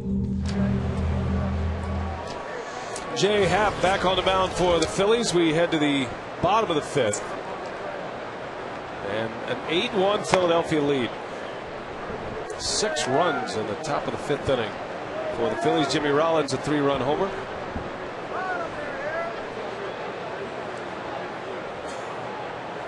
Brewers have had some good success against the Phillies recently at Miller Park.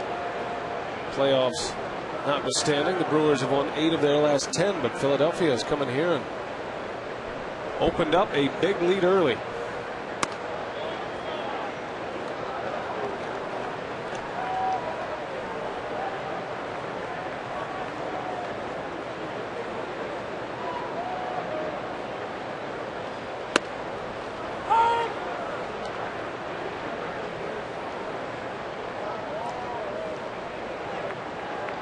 Phillies winning the World Series last year for the first time since 1980.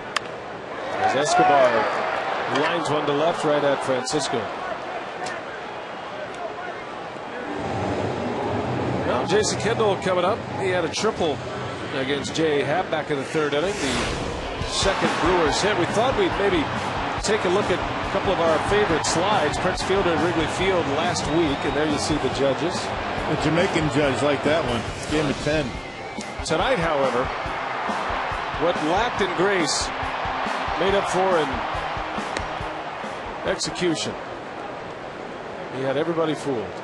And one thing I like about both those slides, they were both safe. Kind of looked like Kendall got hit with a taser gun or something like that. Just kind of dropped straight down. Put him in the sleeper hole. I think he realized that, you know, I'm attempting to head first slide. I don't know if I can even do that. And he kind of changed his mind. Another base hit for Kendall, and he is going to jog to first base this time. So a single for Kendall. He's 2 for 2 against Happ. I think Jay's a bit shaken up. Not sure what it was. Maybe the play at the plate didn't help. You know, that slide at third base, but got one out over the plate once again, and now 2 for 2 against Happ. 2 of the 3 hits registered by Milwaukee. Well, it wouldn't be a Jason Kendall game without a little dirt and a little blood on his uniform, right? Right. Jason Bourgeois pinch hits for Chris Smith.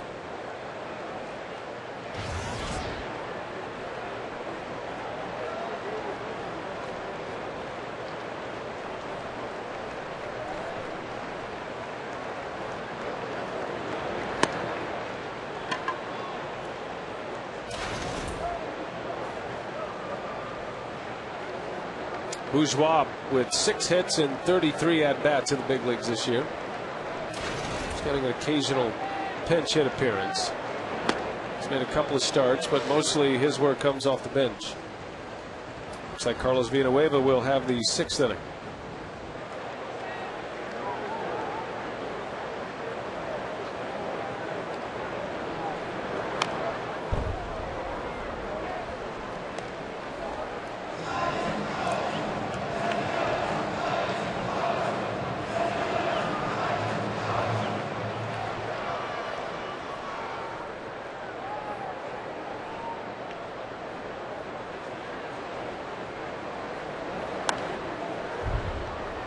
Staying inside on Bourgeois. 2-2 the count. Yeah, not afraid to do that, is he? And then he'll throw that changeup to you down and away. The cutter / slider from Happ as well.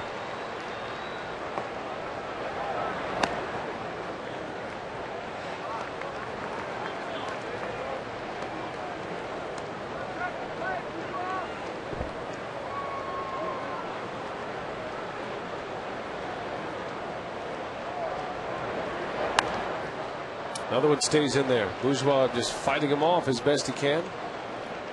Count remains at 3-2. Hasn't made too many mistakes coming inside. I think both of the mistakes that he's made have been both to Jason Kendall. That's what is so impressive about Jay Happ in his rookie season. Stays poised, has good command as he strikes out Bourgeois. A left-hander pitching in on right-handed batters at Citizens Bank Park. It's a dangerous thing to do. You better get it in there. That brings us to tonight's Tavern of the Game winner. It's Nelson's Corners in Delavan, Wisconsin. If they call the Brewers by 8 o'clock tomorrow morning, they get 40 tickets to an April or May 2010 Brewers home game. This offer courtesy of the Tavern League of Wisconsin and Miller Lite. Is that Davey Nelson's place? Does he have one? He doesn't need one. He's got so many connections all over town. Why buy one? That's true. Why buy a place? Of course, knowing Davey, such a good guy, and how many people get along with him, somebody would buy a place and name it after him. Well, you know, he could get a free libation there anytime he wanted. That's pretty much standard around anywhere around town. How's the instructional looking tonight? We're going to talk about bunt plays. Nice. Nice bunt play that Jason Kendall made. I'm not sure I'm going to be able to get down in the crouch down there and then jump out as fast as Jason does. I mean, I'm already thinking about my back. Well, the getting down part's not going to be a problem. It's the getting up. Just don't split your britches down there. That's always I have to take concern. my time. Just consider it to be slow motion replay. We can always speed it up. We'll fix it in post. Yeah, make it look good. I'm sure Kendall wouldn't mind coming out doing that for you.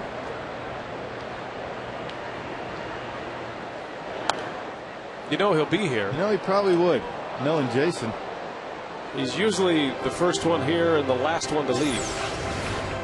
That's how quickly Jason Kendall gets out from behind home plate and is on top of that baseball. I know I can't make that throw. I mean, we could forget about that.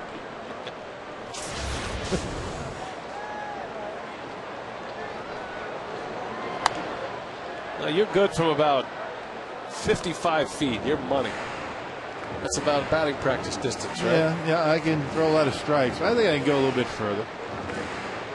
100 feet maybe. It's that last 20-something that has always given me problems. What's it, 126 feet from home to second? 129? 127, I think. 127 and some change.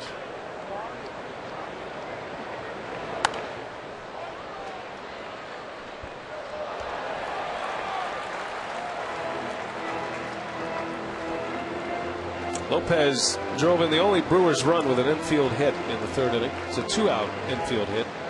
He hit one sharply right back up the box, and it hit Happ in the shin.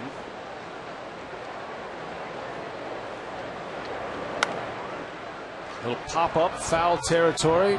Ryan Howard makes a catch, and the side retired. Happ is rolling right along here.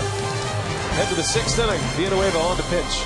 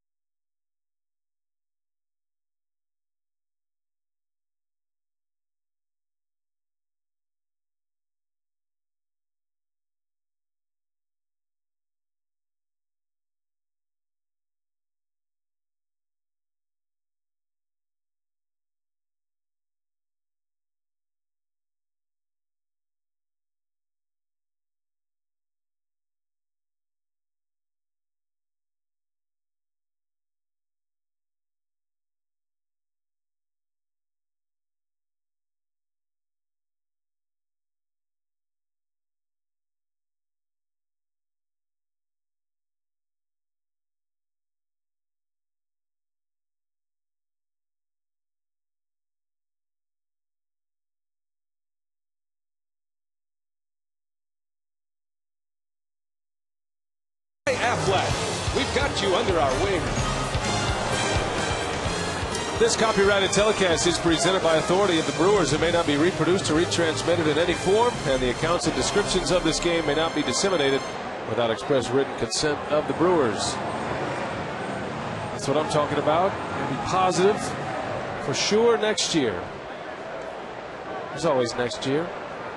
It's hard to believe the baseball season as we know it at Miller Park is wrapping up on Sunday. There's 4 games left, including tonight. Certainly want to invite you out to the ballpark. We'd love to have you this weekend. It's always kind of sad when they finally close the doors at Miller Park for an off-season, a long winter. Fan appreciation weekend. Villanueva appearing for the 61st time. Third pitcher used by Ken Maka. Suppan went 4 1/3, gave up 8 runs on 12 hits.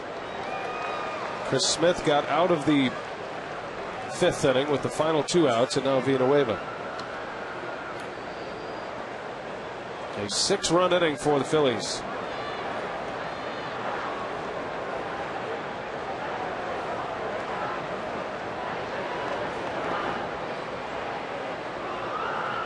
Philadelphia had a long drought between playoff appearances.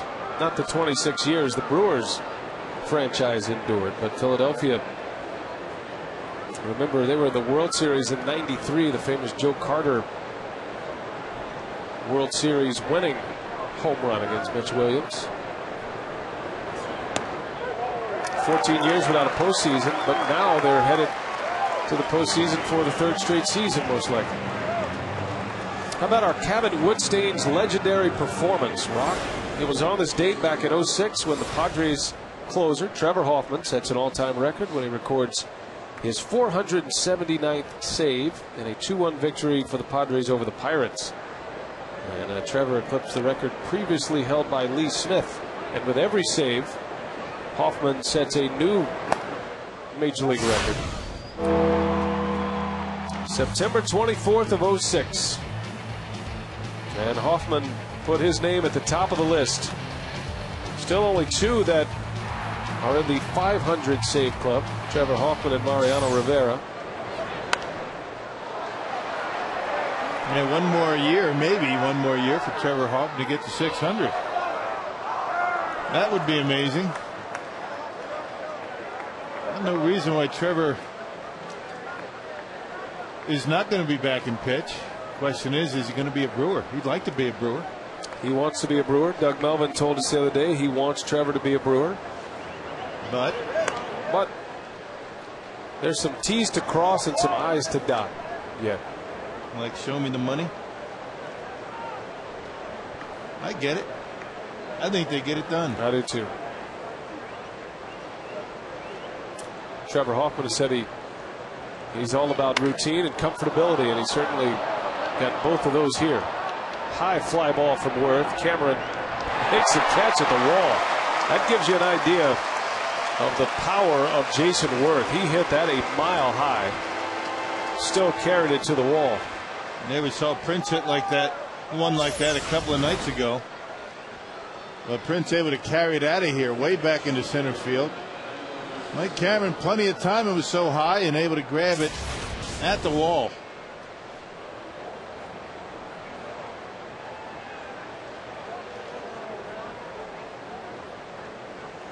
So 2 outs, and here is Ben Francisco.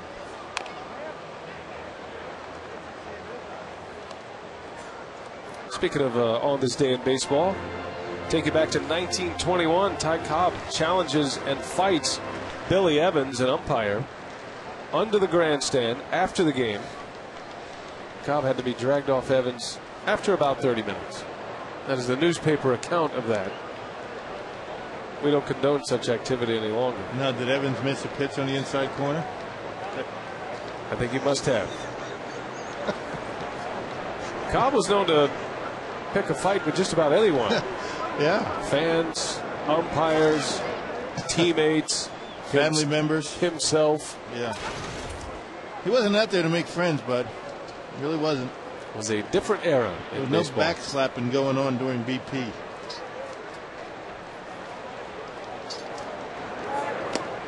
That was back in an era of baseball when, you know, the game itself and ball players. Think about 1921. That was just 2 years after the Black Sox scandal and the darkest day for baseball. Almost eliminated the sport with the gambling issues. Yeah. Kind of thought of as a second-rate sport. Not anymore. 3 up, 3 down for Villanueva.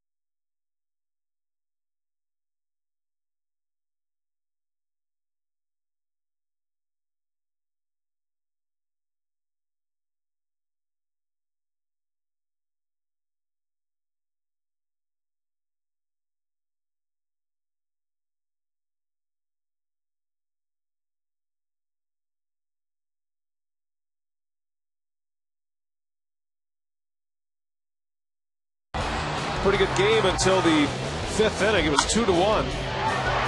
Felipe Lopez driving in a run in the 3rd inning. But the Phillies scored 6 runs in the 5th and opened it up 8-1 after 5 innings of play. We're on our way to the bottom of the 6th inning. Jimmy Rollins had the big 3-run homer that wrapped up the scoring in that 5th.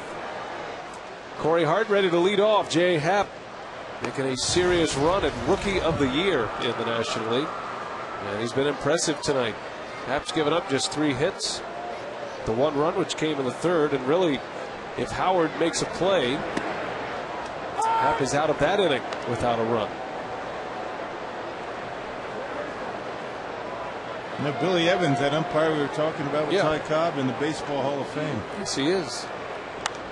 Billy Evans started umpiring when he was 22 years old. That fight is what put Billy Evans on the map. Separated him from the pack, didn't it? There was no television coverage that day, back in 1921. No radio coverage either, as a matter of fact. That wouldn't happen until 28 in Ken Macha's hometown, Pittsburgh. You ever go back and read some of those stories? Yes. Hart delivers with a single. I love doing that. Matter of fact, I get this information from the 2009 umpire media guy. Nice.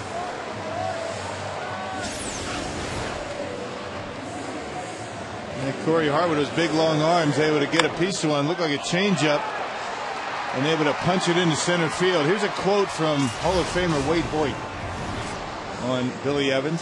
If I was pitching a World's Championship game and Billy Evans gave 10 ranked decisions and cost me the pennant, I wouldn't open my mouth. He's the best, fairest, and squarest umpire in the league.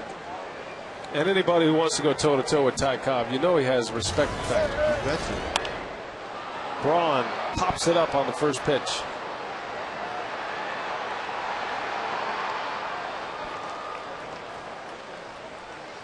So 1 out, still a runner at first, and here comes fielder Prince. Last night, an opposite field home run, his 42nd of the year. Prince has homered in 3 of his last 4 games and has homers in each of his last 2 games. Fielder tied for 3rd with Ryan Howard. Those 2 behind Mark Reynolds and Albert Pujols, the home run leaderboard in the National League. Fielder sends that one deep to center field. Backing up is Victorino. Can't get it. Hart never slowed down, and he is going to try to score. Here comes the throw. Corey Hart is going to be out at home. A mighty collision at home plate. Baco hangs on to the baseball, and Hart is gone at the plate. No, and the only reason why Brad Fisher would send him on that was in thoughts of Prince Fielder's RBI title this year. Ordinarily, you're not going to send a runner down by 7 runs unless he can just walk across home plate. Good job by Corey Hart. Got a pretty good jump. He had to delay just a second to make sure that ball was going to go over Victorino's head. And a good relay throw. And look at the job by Paul Baco blocking the plate. Now here's a guy with a 7-run lead throwing his leg out there and taking a shot from Corey Hart and holds on to the baseball. That's just good hard baseball. That's a good play. Casey McGee slices one right field line, and that will fall. A base hit. It gets by Worth. Fielder scores, and McGee is into second with a double. 8-2. The Brewers have their 2nd run on McGee's 62nd run batted in.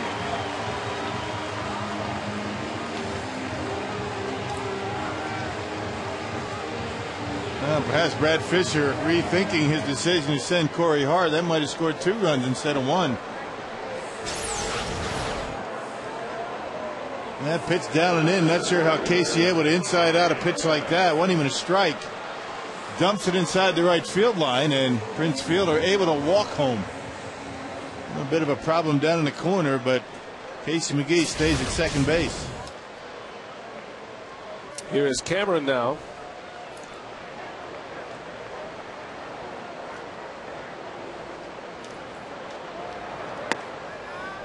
Casey McGee continues to lead National League rookies in RBIs. Number 62 for McGee. And he's 1 for 3 against J.A. Happ.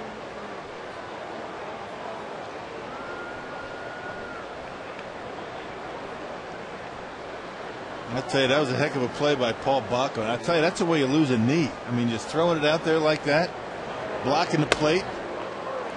I'm not sure if you're actually able to do that. That's not in the rules, to be throwing your leg out like that. You can block the plate, of course, but just to kind of throw it out there haphazardly, not only dangerous, but I'm not sure it's to the letter of the rules. But who's going to call that? Well, we've seen a couple of big collisions this year. And back in Houston, won't forget this one. Pence and his great arm fired a strike to the plate. That knocked Quintero out of the game. Concussion. He actually went up on the disabled list after that. Violent collision at the plate.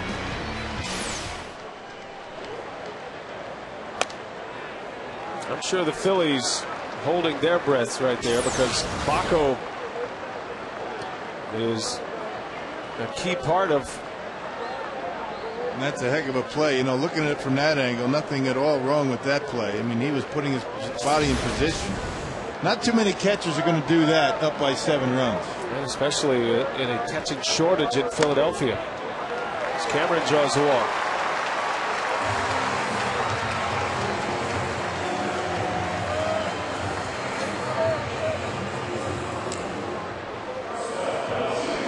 Ho-Chunk Gaming text question tonight. Marty wants to know, can you explain the lack of pennant races this season? It's a good question. I don't know if there's an explanation. There's still a good race going on in the American League Central. The National League wild card still up for grabs.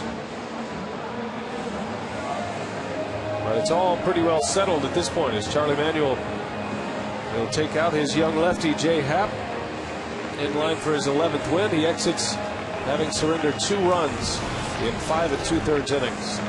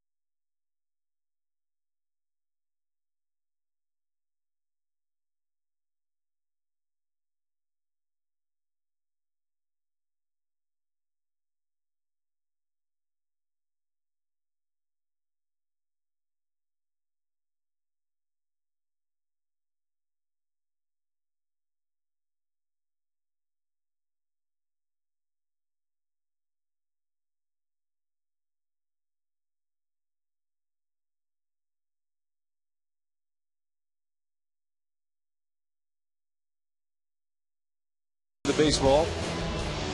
Philadelphia already without their starting catcher Carlos Ruiz.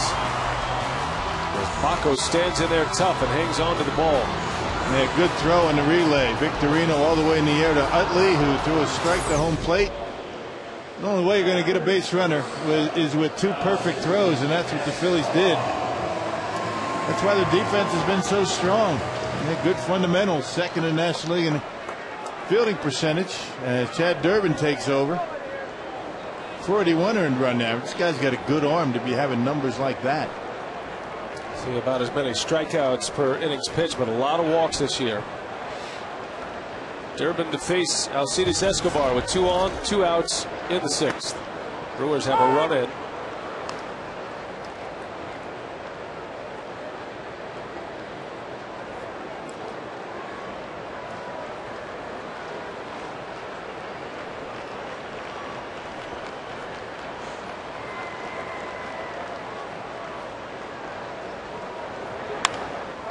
Little roller out to Rollins, and the Gold Glover will take care of Escobar. Inning is over. The Brewers get a run. It is 8-2 Philadelphia.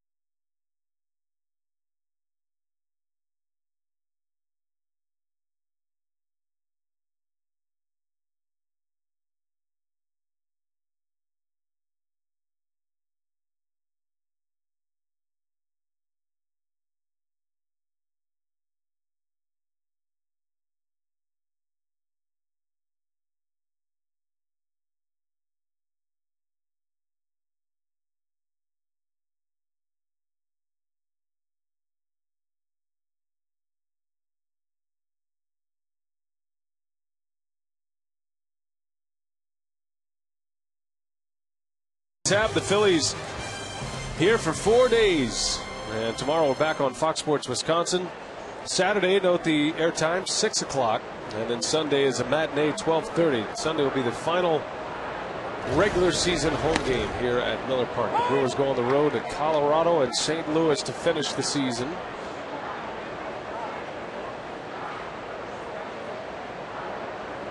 Pedro Feliz leads off.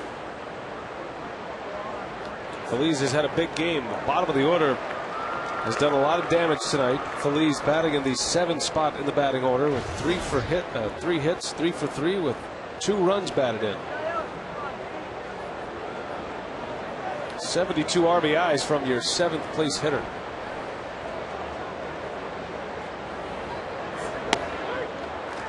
Villanueva strikes him out, and Carlos with 3 punch outs in his first 4 batters. Well, it's Fan Appreciation Weekend, and Fan Appreciation Night is Saturday. Approximately 50 prizes will be provided to fans in attendance. Drawings each half inning throughout the ball game. Prizes will include a variety of autographed items, restaurant certificates, and a grand prize of a Chevy Malibu car. An automobile will be given away. Don't forget to get tickets for Fan Appreciation Night and all remaining regular season home games at the Miller Park box office, or go to Brewers.com online. You can always call the ticket office as well, 902-4000.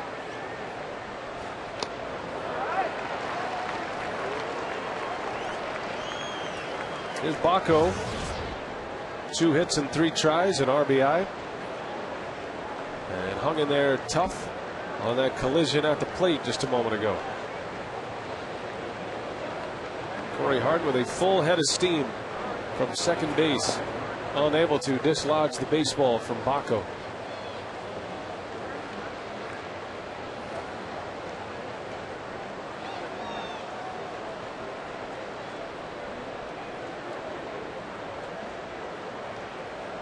Get a lot of respect points for both of those guys in their respective dugouts for plays like that.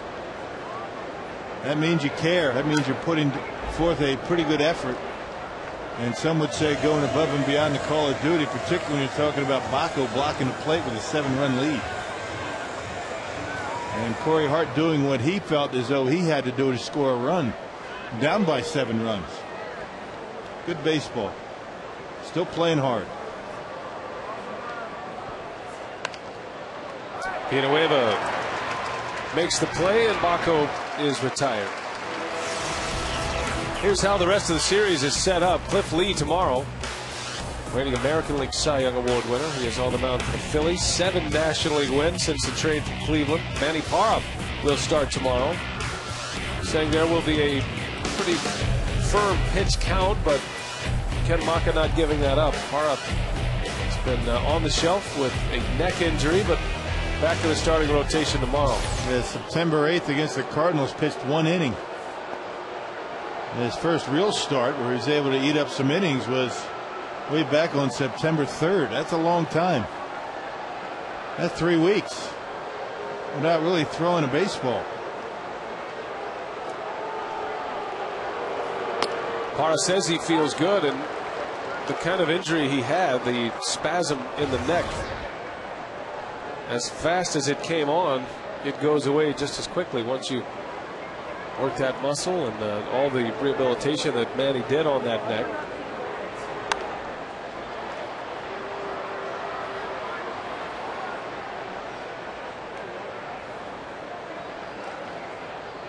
Got to get those muscles all lined up again. Once you get them lined up, you're good to go. It's all good. It's all good. I don't think anybody thought it was going to be 3 weeks, though, for Manny. It's probably the toughest position in baseball to have that kind of injury as a pitcher. Catcher? Catcher, maybe. Come on. I say pitcher's tougher. I think as a catcher you can deal with it. Really? Bad neck? Villanueva 6 up, 6 down.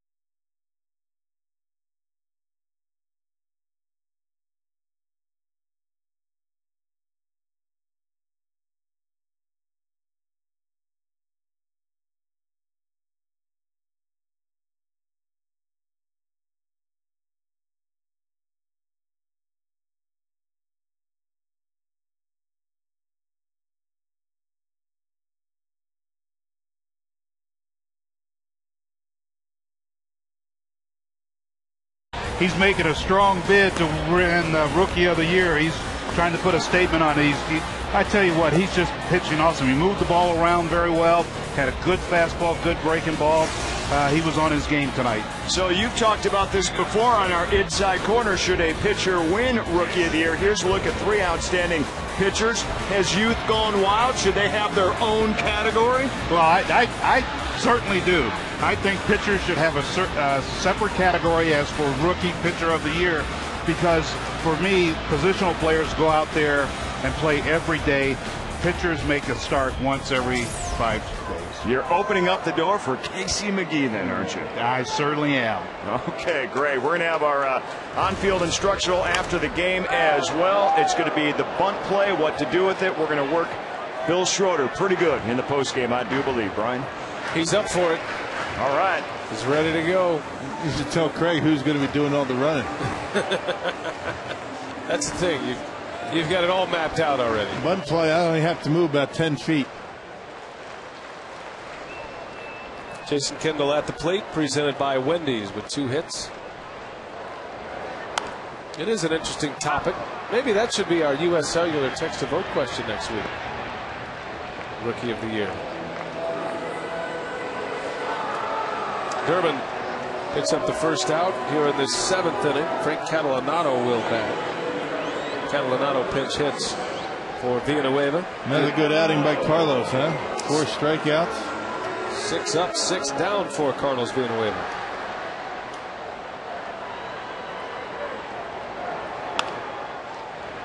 And Catalanotto swings at the first pitch. 2 outs for Durbin.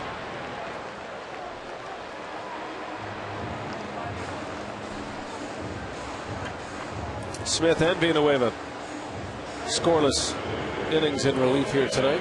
And relatively quick innings. Talking about the change-ups and the approach that the Phillies have been taking.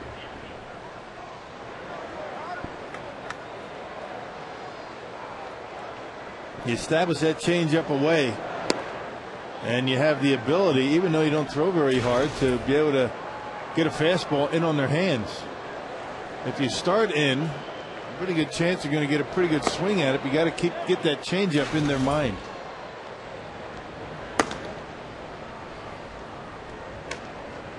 Josh Butler is going to get another big league appearance tonight.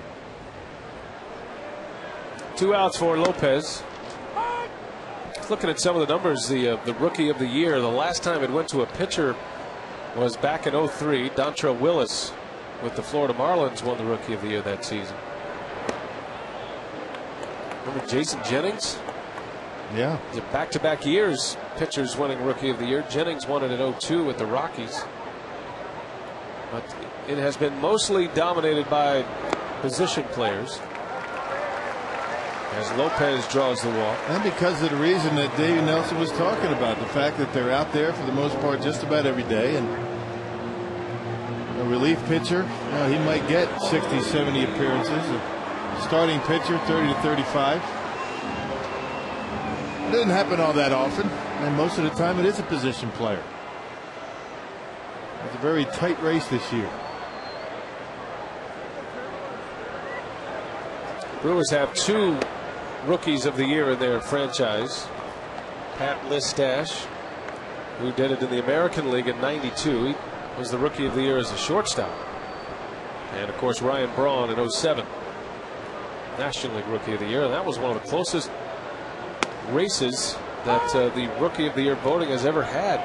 Tulowitzki just percentage points behind Ryan Braun that season. And in Colorado, they still feel like Tulowitzki got robbed. Too bad. Should we bring it up when we go out there? I think we should. Although the Brewers are in pretty good favor in Colorado for the 2007 season. Remember, it came down the stretch. The Rockies were winning just about every night. They won 11 straight at one point in September. The Brewers had a matchup with the Padres, and Milwaukee won the final 2 games of the year against San Diego. The Rockies won the final 2 games, which set up that 1-game playoff between the Rockies and the Padres, won by Colorado, and they went on to the World Series. It'd be nice to turn that around, go in there and sweep them. Return the favor, right? Go in there and sweep them, and make it interesting in that wild card. I mean, you don't want Colorado fans really liking you that much, do you? Oh, that means something's gone terribly wrong. Yeah, you don't want that.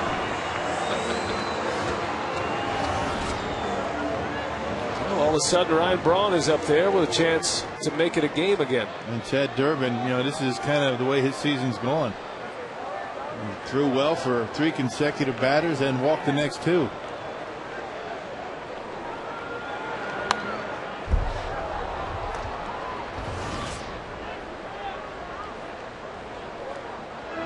Ryan talking to himself tonight. He's had some pretty good pitches to hit. Braun is 0 for 3. Happ struck him out twice.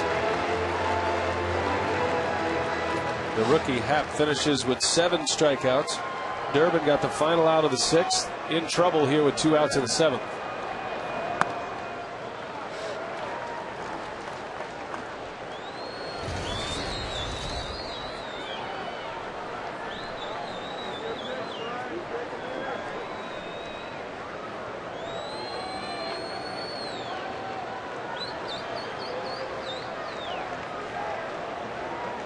Ryan Braun, the all-star starter in the outfield in the National League for the 2nd consecutive season.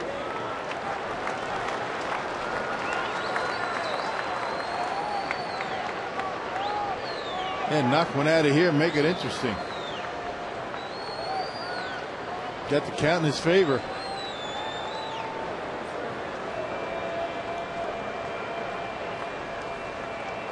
Two balls and a strike on Braun. 2-2. Right down the middle. That year Braun won the Rookie of the Year at 07. He won it by just 2 first place votes. That's how close that race was. To Troy Tulowitzki of the Rockies. And he's kept putting the numbers up.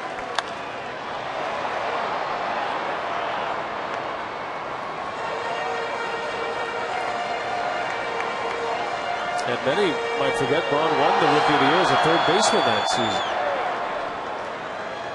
which is the main argument Colorado had. They have a shortstop, an excellent defensive shortstop, putting up offensive numbers. Braun committed 26 errors that year. 2-2 to Ryan. 2 on. And a breaking ball that just missed. Full count. Runners will get a head start here. Fielder is coming up next. Yeah, Ryan gives up on his curveball a little bit too soon and almost catches the inside corner. That's when you have to turn away like it almost hit you.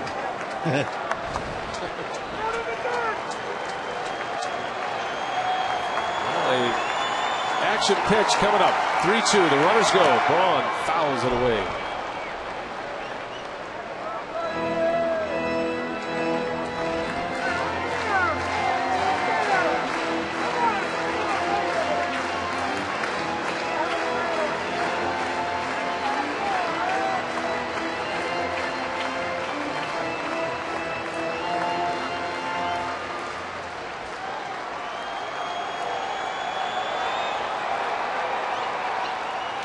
Got him. Struck him out. Braun strands a pair and strikes out for the 3rd time. As Chad Durbin strands 2 runners with Fielder coming up.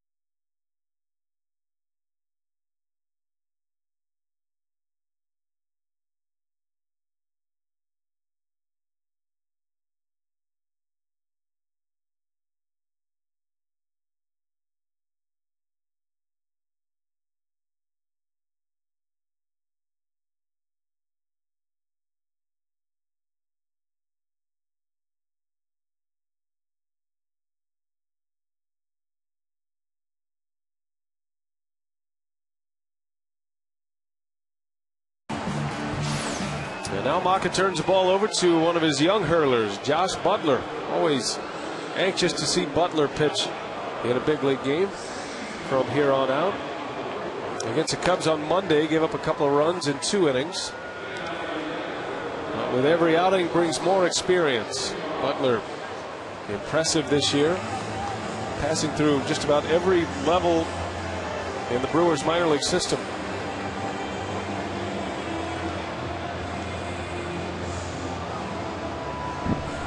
Butler made his major league debut on Monday, giving up those 2 runs.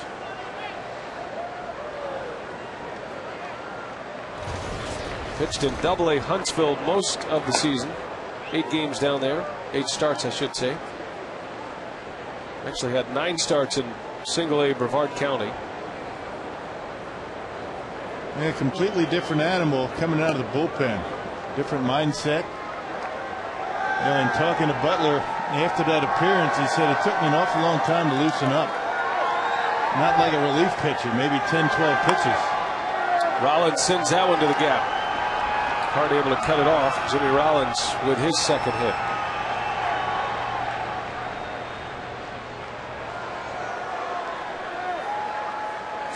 Butler battled some injuries this year. Had an oblique strain to deal with. And that one right down the middle, and Jimmy Rollins pounds it into right field.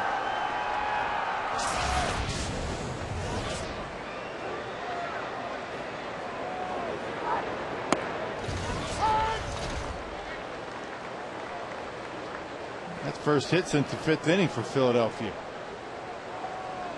And in fact, the first base runner that the bullpen has allowed. Yep, Chris Smith came on, retired the 2 batters he faced, and then Villanueva 6 straight as Victorino singles. And here come the Phillies again. Back-to-back hits, 2 on, nobody out for Chase Utley. Yeah, location of the pitch is important. That pitch up in the zone, a little bit away from Victorino, and he slices it into left field. You're going to get too much of the plate like that, you better get it down in the zone. Can't get it upstairs.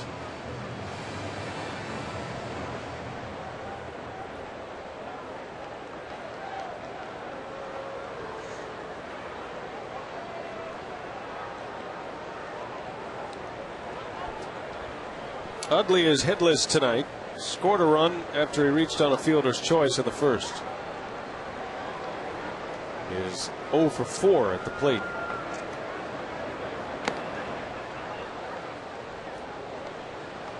Utley played his college ball at UCLA. Teammates with another big leaguer, Garrett Atkins, with the Rockies. One of the game's best hitters. Fielder pegs to second. Escobar doesn't bother with a return throw. And Utley reaches, but the lead man at second retired. So first and third for Philadelphia. 1 away, and here comes Howard.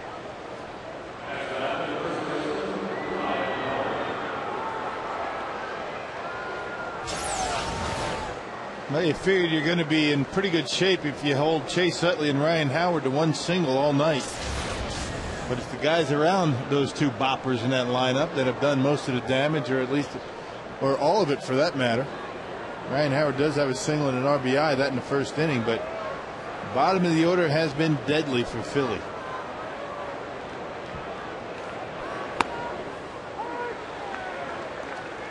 One for 9 between the 2 of them, Utley and Howard. You figure if you say that before the ball game that they're going to be 1 for 9, you're feeling pretty good.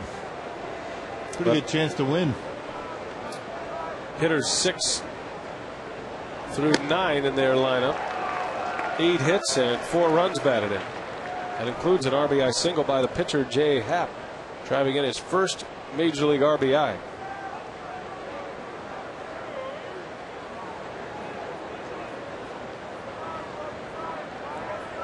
First and third, 1 out. Butler facing Howard.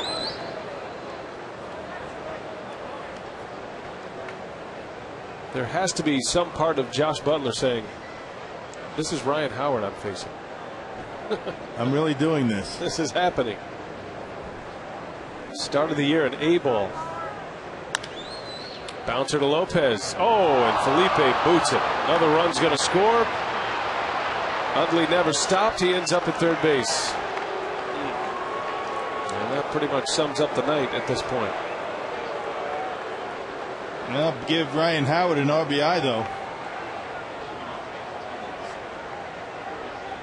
E4 RBI for Ryan Howard, and it's still first and third for Philadelphia. Probably wouldn't have turned the double play, but they would have been able to get the lead runner.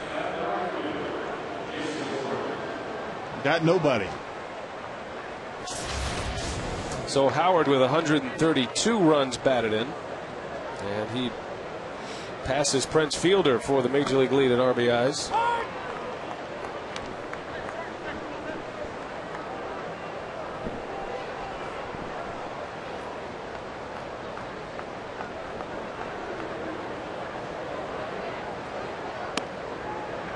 Jason Word takes strike 2 from Butler.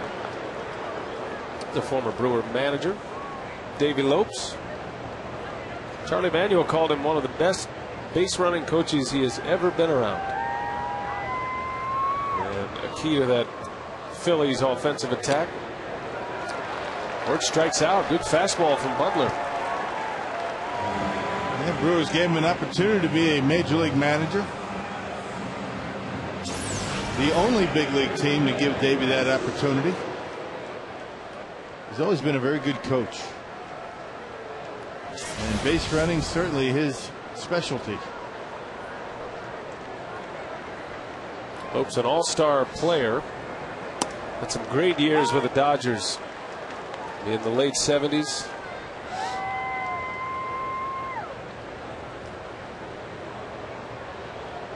Played in a few World Series with the Dodgers.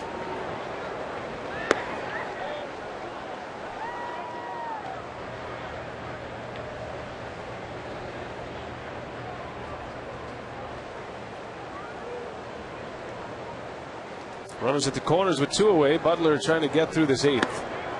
And a strike to Francisco. You know, Gary Matthews, one of the radio voices and TV voices of the Phillies, was Davey Lopes, hitting coach. When Davey was manager here for a while.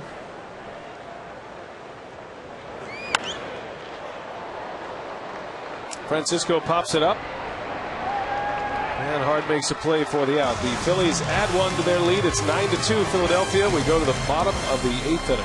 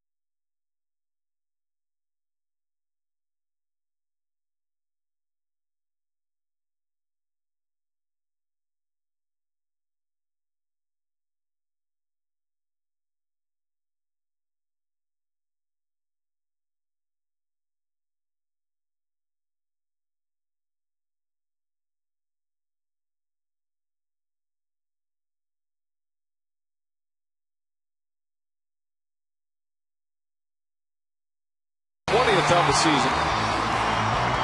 Fielder doubled But a fine play on an 8-4-2 put out at the plate. Hart trying to barrel over Paul Bacco. Carlos Villanueva, 2 scoreless innings in relief.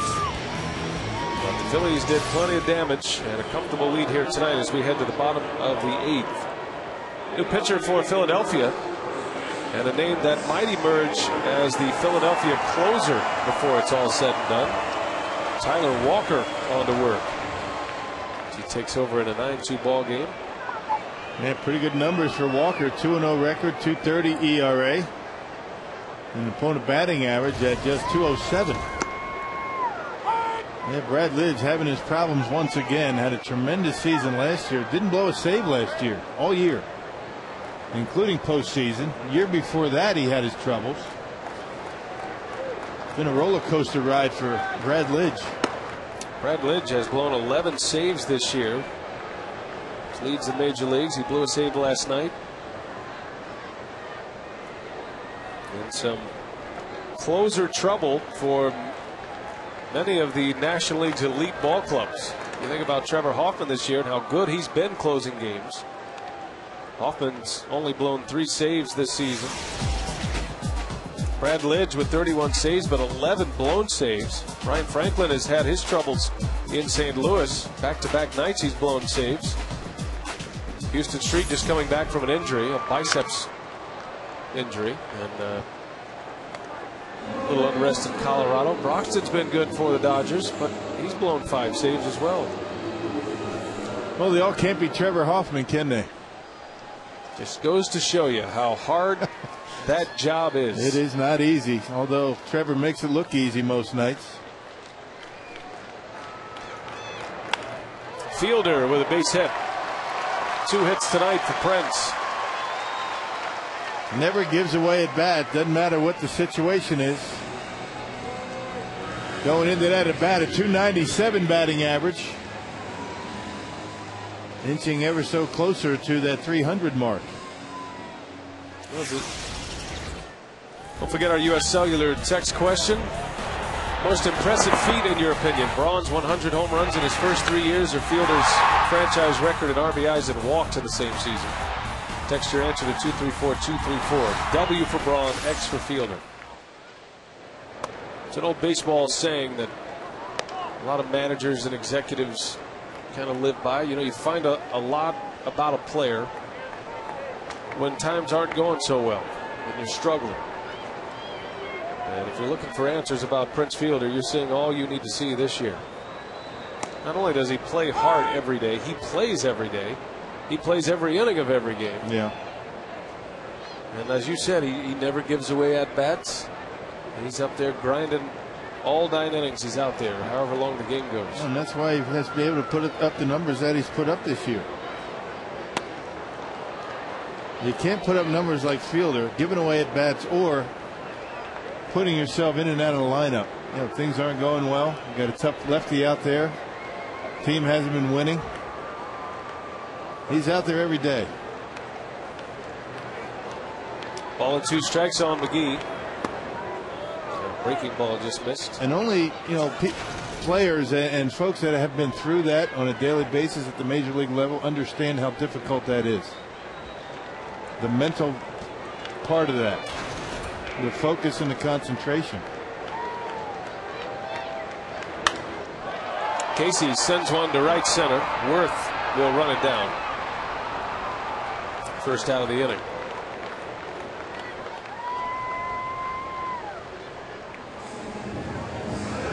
Prince, such a good example. You know, he's always been in a leadership role. Really, since that 07 season when he hit 50 home runs, he kind of emerged as the leader of that ball club. And here's a guy that was 23 years of age at the time. But he's definitely the energy with the club. Well, he's certainly energy during batting practice, and on days where, you know, the team's a little bit down, maybe a bit tired. That's when Prince is the most vocal.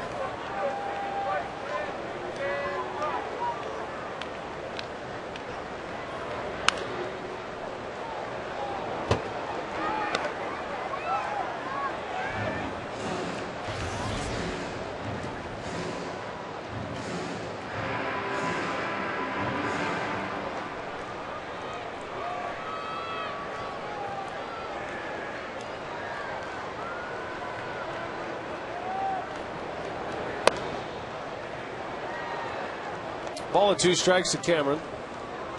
0 for 2 tonight with a walk. Escobar would be next. Cameron's another guy that plays hard every day. He made a diving catch here the other night. I believe it was a 10-2 deficit late in the game, and Cameron goes sprawling onto the warning track. Yeah, still picking stones out of his forearms.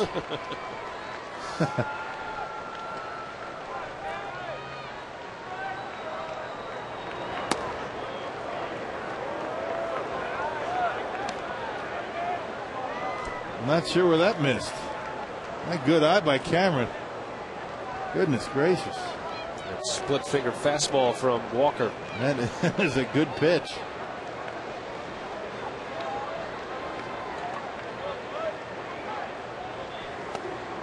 Cameron down on strikes. So 2 outs in the inning. Walker's got a chance to start finishing games here for Charlie Manuel. He'd like Lidge to get back to form. And he has a little over a week of regular season games to try to accomplish that. But Walker's a guy who has closer's experience. At 23 saves for the Giants back in 05.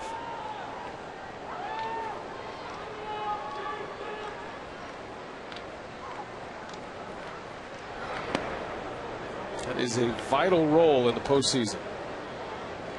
You can't expect your starters to finish games in postseason play, especially in National League postseason play.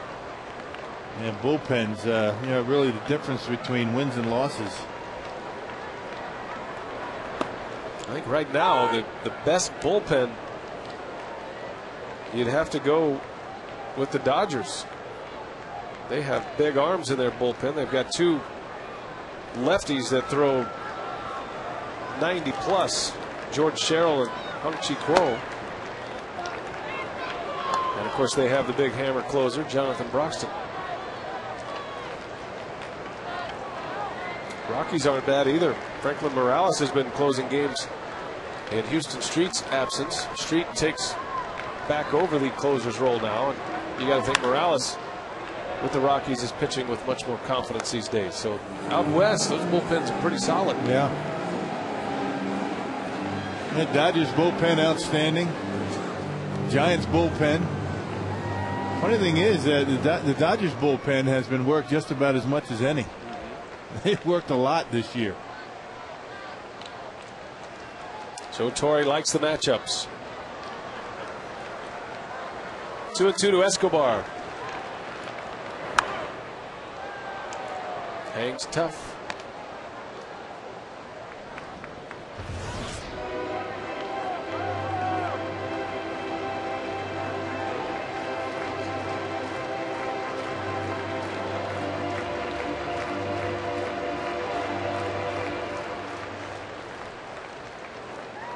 Colorado is leading the wild card down to 4 games now. The Braves and the Giants are 4 back of the Rockies.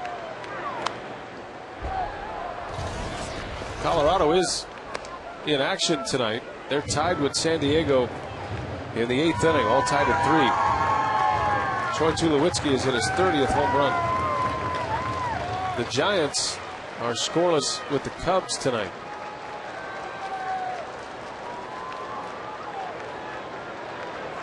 That game's early. They're in the 3rd inning. Little bouncer. Going to be a tough play if it stays fair, and no chance for Walker. Infield hit for Escobar, his first of the night. Well, it doesn't seem like a real big deal, but the fact is he shortened up and put the bat on a baseball instead of taking a big swing trying to knock it out of the park. Get a piece of it, and when you put it in play and you can run like Escobar, you have a chance.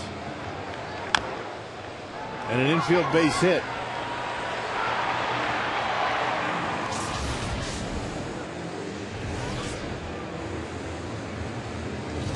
Rich Doobie, the Philly pitching coach. Quick visit with Tyler Walker.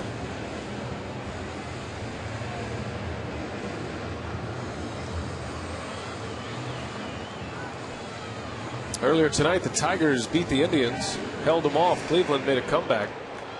But Justin Verlander won his 17th game for Cleveland. Fernando Rodney picked up the save. The Twins are off tonight, so Detroit picks up a half a game. They're 3 up on the Twins with 10 to play.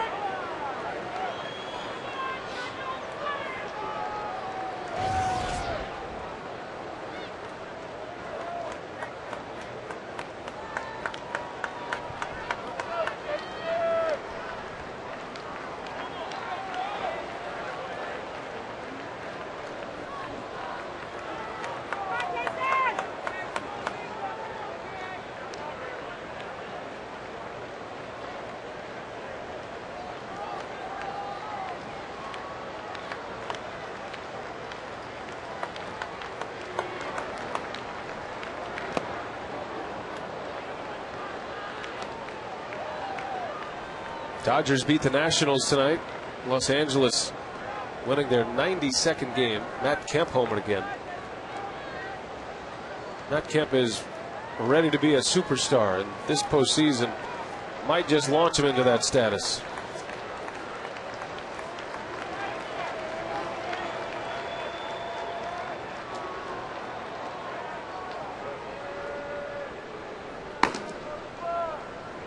Going to be one of the more interesting postseasons this year. You got some teams that are very similar in styles and some good pitching in the postseason as usual. Both American and National League going to have some good series.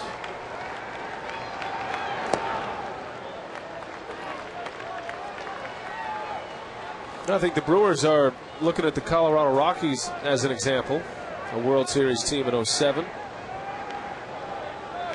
And they were a down club last year, under 500, and their manager let go earlier this season, but they've come back and gotten themselves back in the postseason again, or at least on their way. Kendall is hit by a pitch, and the bases are loaded. And Charlie Manuel continues to wonder who can get me some outs in the bullpen. Yeah, split-fingered fastball with 2 strikes and got a piece of Jason. No stranger to the hit by pitch.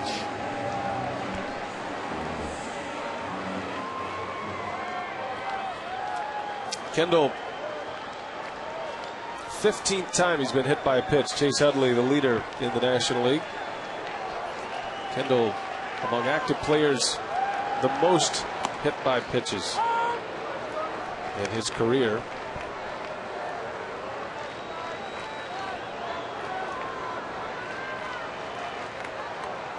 Bases loaded for Jody Garrett. Pinch hitting for Josh Butler. Could make it interesting with one swing of the bat here.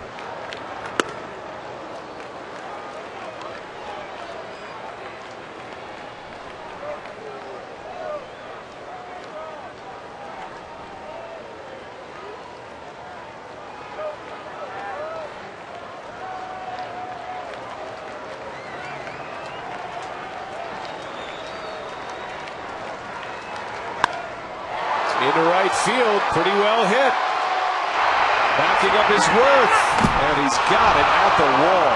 Man, oh man, Jody Garrett, almost a grand slam. Comes up just a little bit short, and the inning is over. The Brewers strand, the bases loaded in the 8th.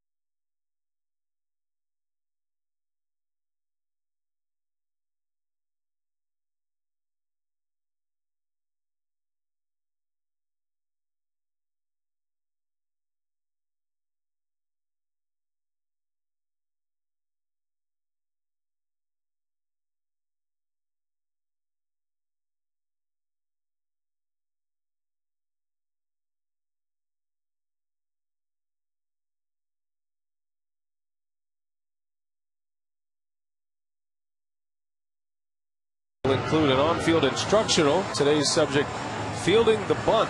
That's coming up after the game tonight. Brewers Live.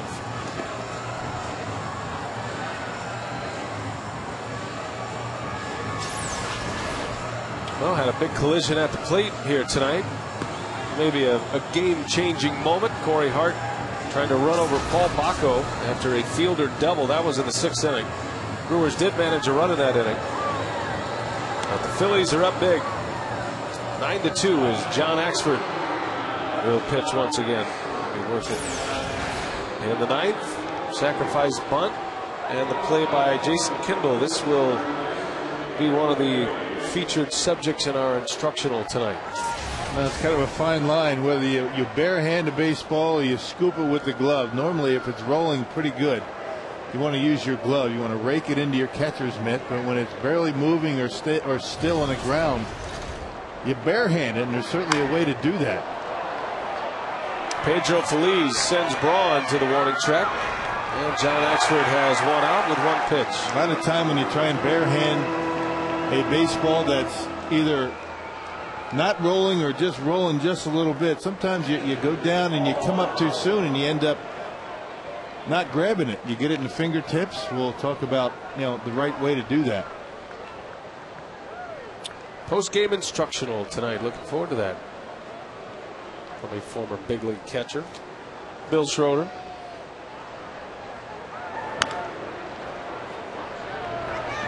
Paul Bacco swinging at the first pitch.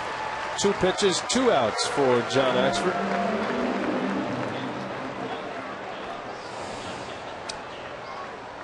And thanks to Gord Ash last night, attended Notre Dame University.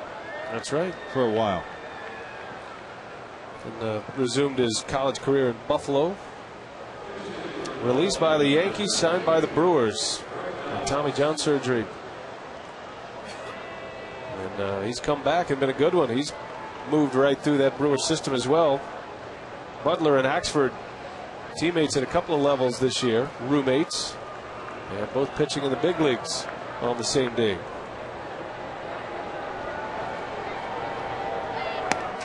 Greg Dobbs will pinch hit, 2 outs in the 9th. Dobbs was the best pinch hitter last year.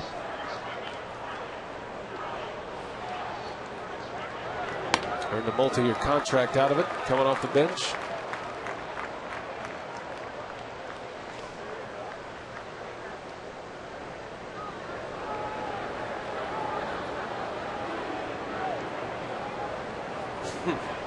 Babies are wired, ready to go.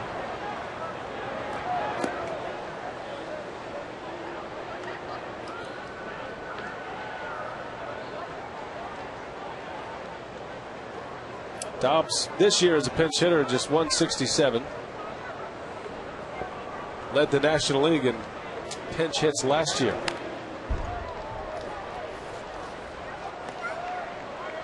And a guy can give you a spot start. If you place at third base, you throw him in the outfield against a tough right-hander. Not too many opportunities in that outfield. Now Francisco getting a chance tonight. Ibanez under the weather. And that's a rarity.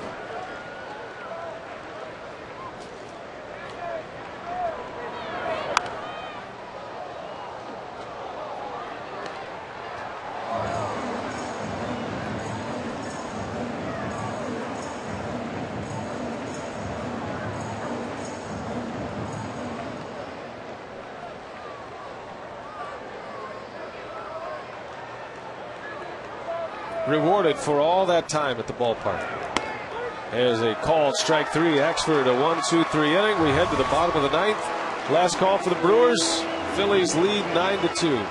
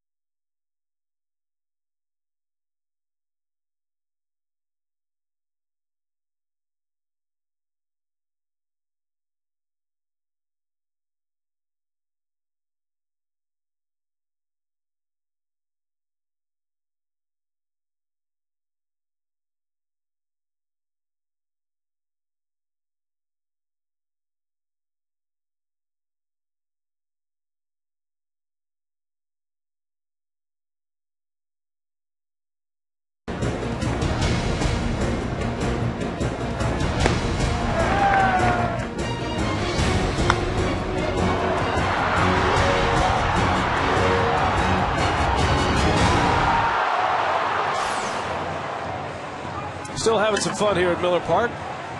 Much of the crowd has exited, but 37,678 the announced attendance. Kids still having a good time on a school night.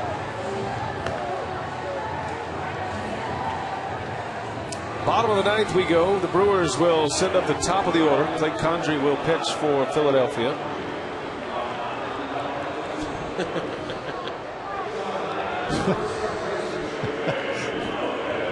My goodness line. That's a good look for you, right? That's a nice picture, Rob. You like that slick down hair like that? Where do you find that? Do I actually look like that? I think I took that picture. That ought to be worth something. Was that the one on your blog? That was the one in Cincinnati. You told me to look at you like that. We staged that, didn't we? Lopez, a base hit. So he jumps on the first pitch. Lopez has 2 hits tonight, on base 3 times. Do I say my goodness? Not really, I don't think. I think you're more of a boy oh boy kind of guy.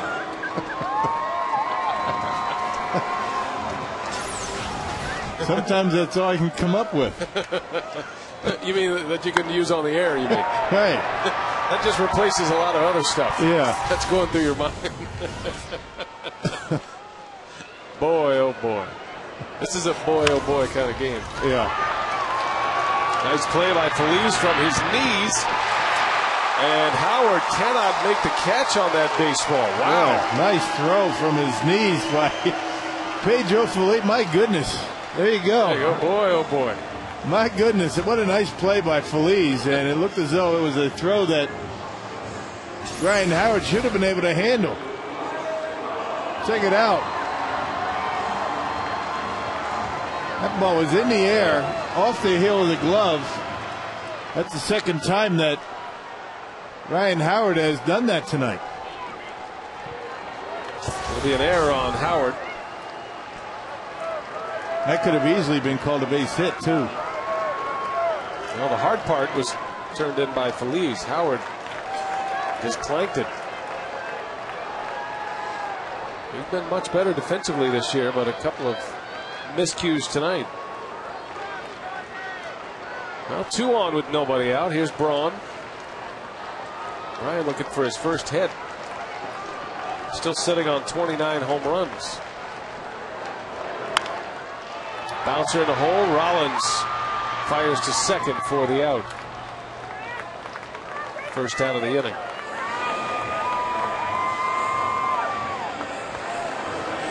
And a tough night for Braun. 0 for 5 at the plate. That last one I said on purpose.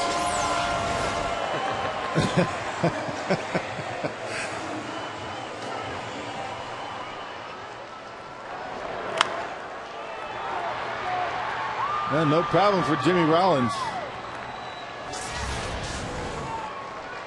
Here's Fielder.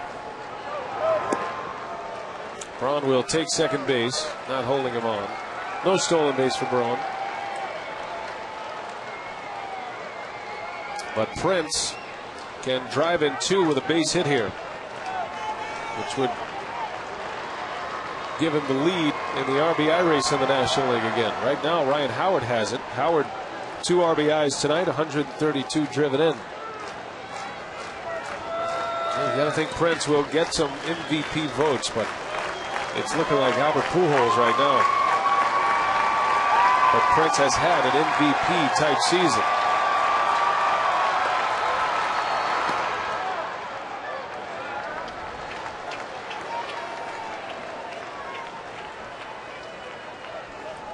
Well, it's been somewhat the same thing Albert Pujols went through early in his career when Barry Bonds was racking up the MVPs.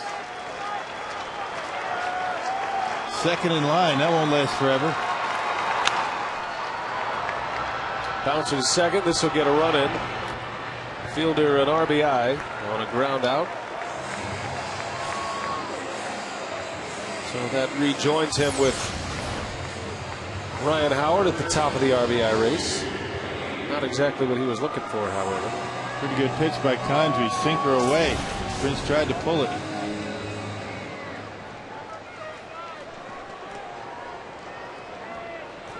Brewers down to their last out. 2 outs in the 9th.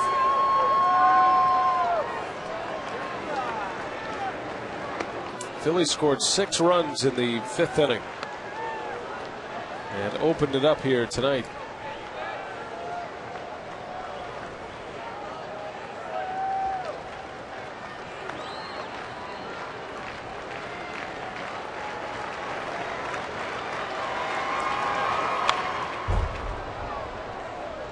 Do you think in spring training that Casey McGehee at this point in the season would be 1 hit away from 100 for the year? How about that? You never know. Casey McGehee kept showing up to the ballpark, just glad he's still in the major leagues, you know, enjoying this experience. And all of a sudden, this Rookie of the Year talk starts to surface, thanks to us. Because we like doing that kind of stuff. Sure, we can get away with that. Yeah, that's what we do. But McGehee started moving up the rookie ranks, and here he is leading all National League rookies in RBIs, 2nd in batting average, 3rd in home runs.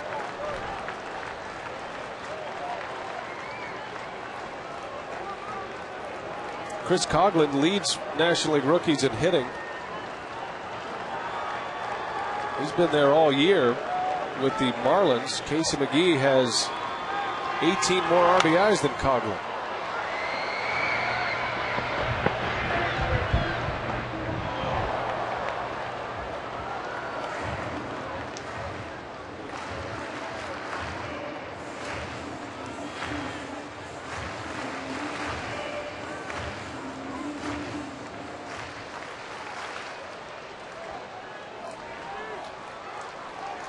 Full count to McGehee. Has a hit and an RBI tonight. And he sends that one to right. RBI single for Casey McGehee. Boy, how about that piece of hitting? And 100 hits now for Casey. Well, it's been a nice year. Another RBI. Beautiful piece of hitting on a slider down and away. Goes right with it on the sweet spot and able to get on top of it enough to line it into right field to keep it alive for Milwaukee. Impressive at bat at the end of a ball game. Braun scores. McGehee with 63 runs batted in. And he'll take second base. If you're wondering why the Brewers are taking the extra base at this time of the game, well, when you're down, it's free game. If the Phillies are going to give up the defensive position, you might as well take the base. Gives your teammate an opportunity to drive in runs. You take what the defense gives you. Which is why I'm not a big fan of that whole concept. I mean, why not hold a runner on? You got a big lead. I mean, those are earned runs out there for the pitcher. You know he doesn't like it. Especially with a right-handed batter up. You can understand with Prince Fielder, you want to cover as much ground as you can. But how often is Mike Cameron going to hit a hard ground ball to first base? I agree with you. Because there is no chance McGehee is running if Howard is holding him at first. You don't even have to make a throw over there. Cameron pops it up. This should do it. Brewers put up a little fight. They score 2 in the 9th, but they lose 9-4. The Phillies come in and pound out 9 runs on 14 hits. The rookie Jay Happ with his 11th win. Suppan the loser. And the Phillies now have a magic number of 4 as we check in with Craig Kashan. We start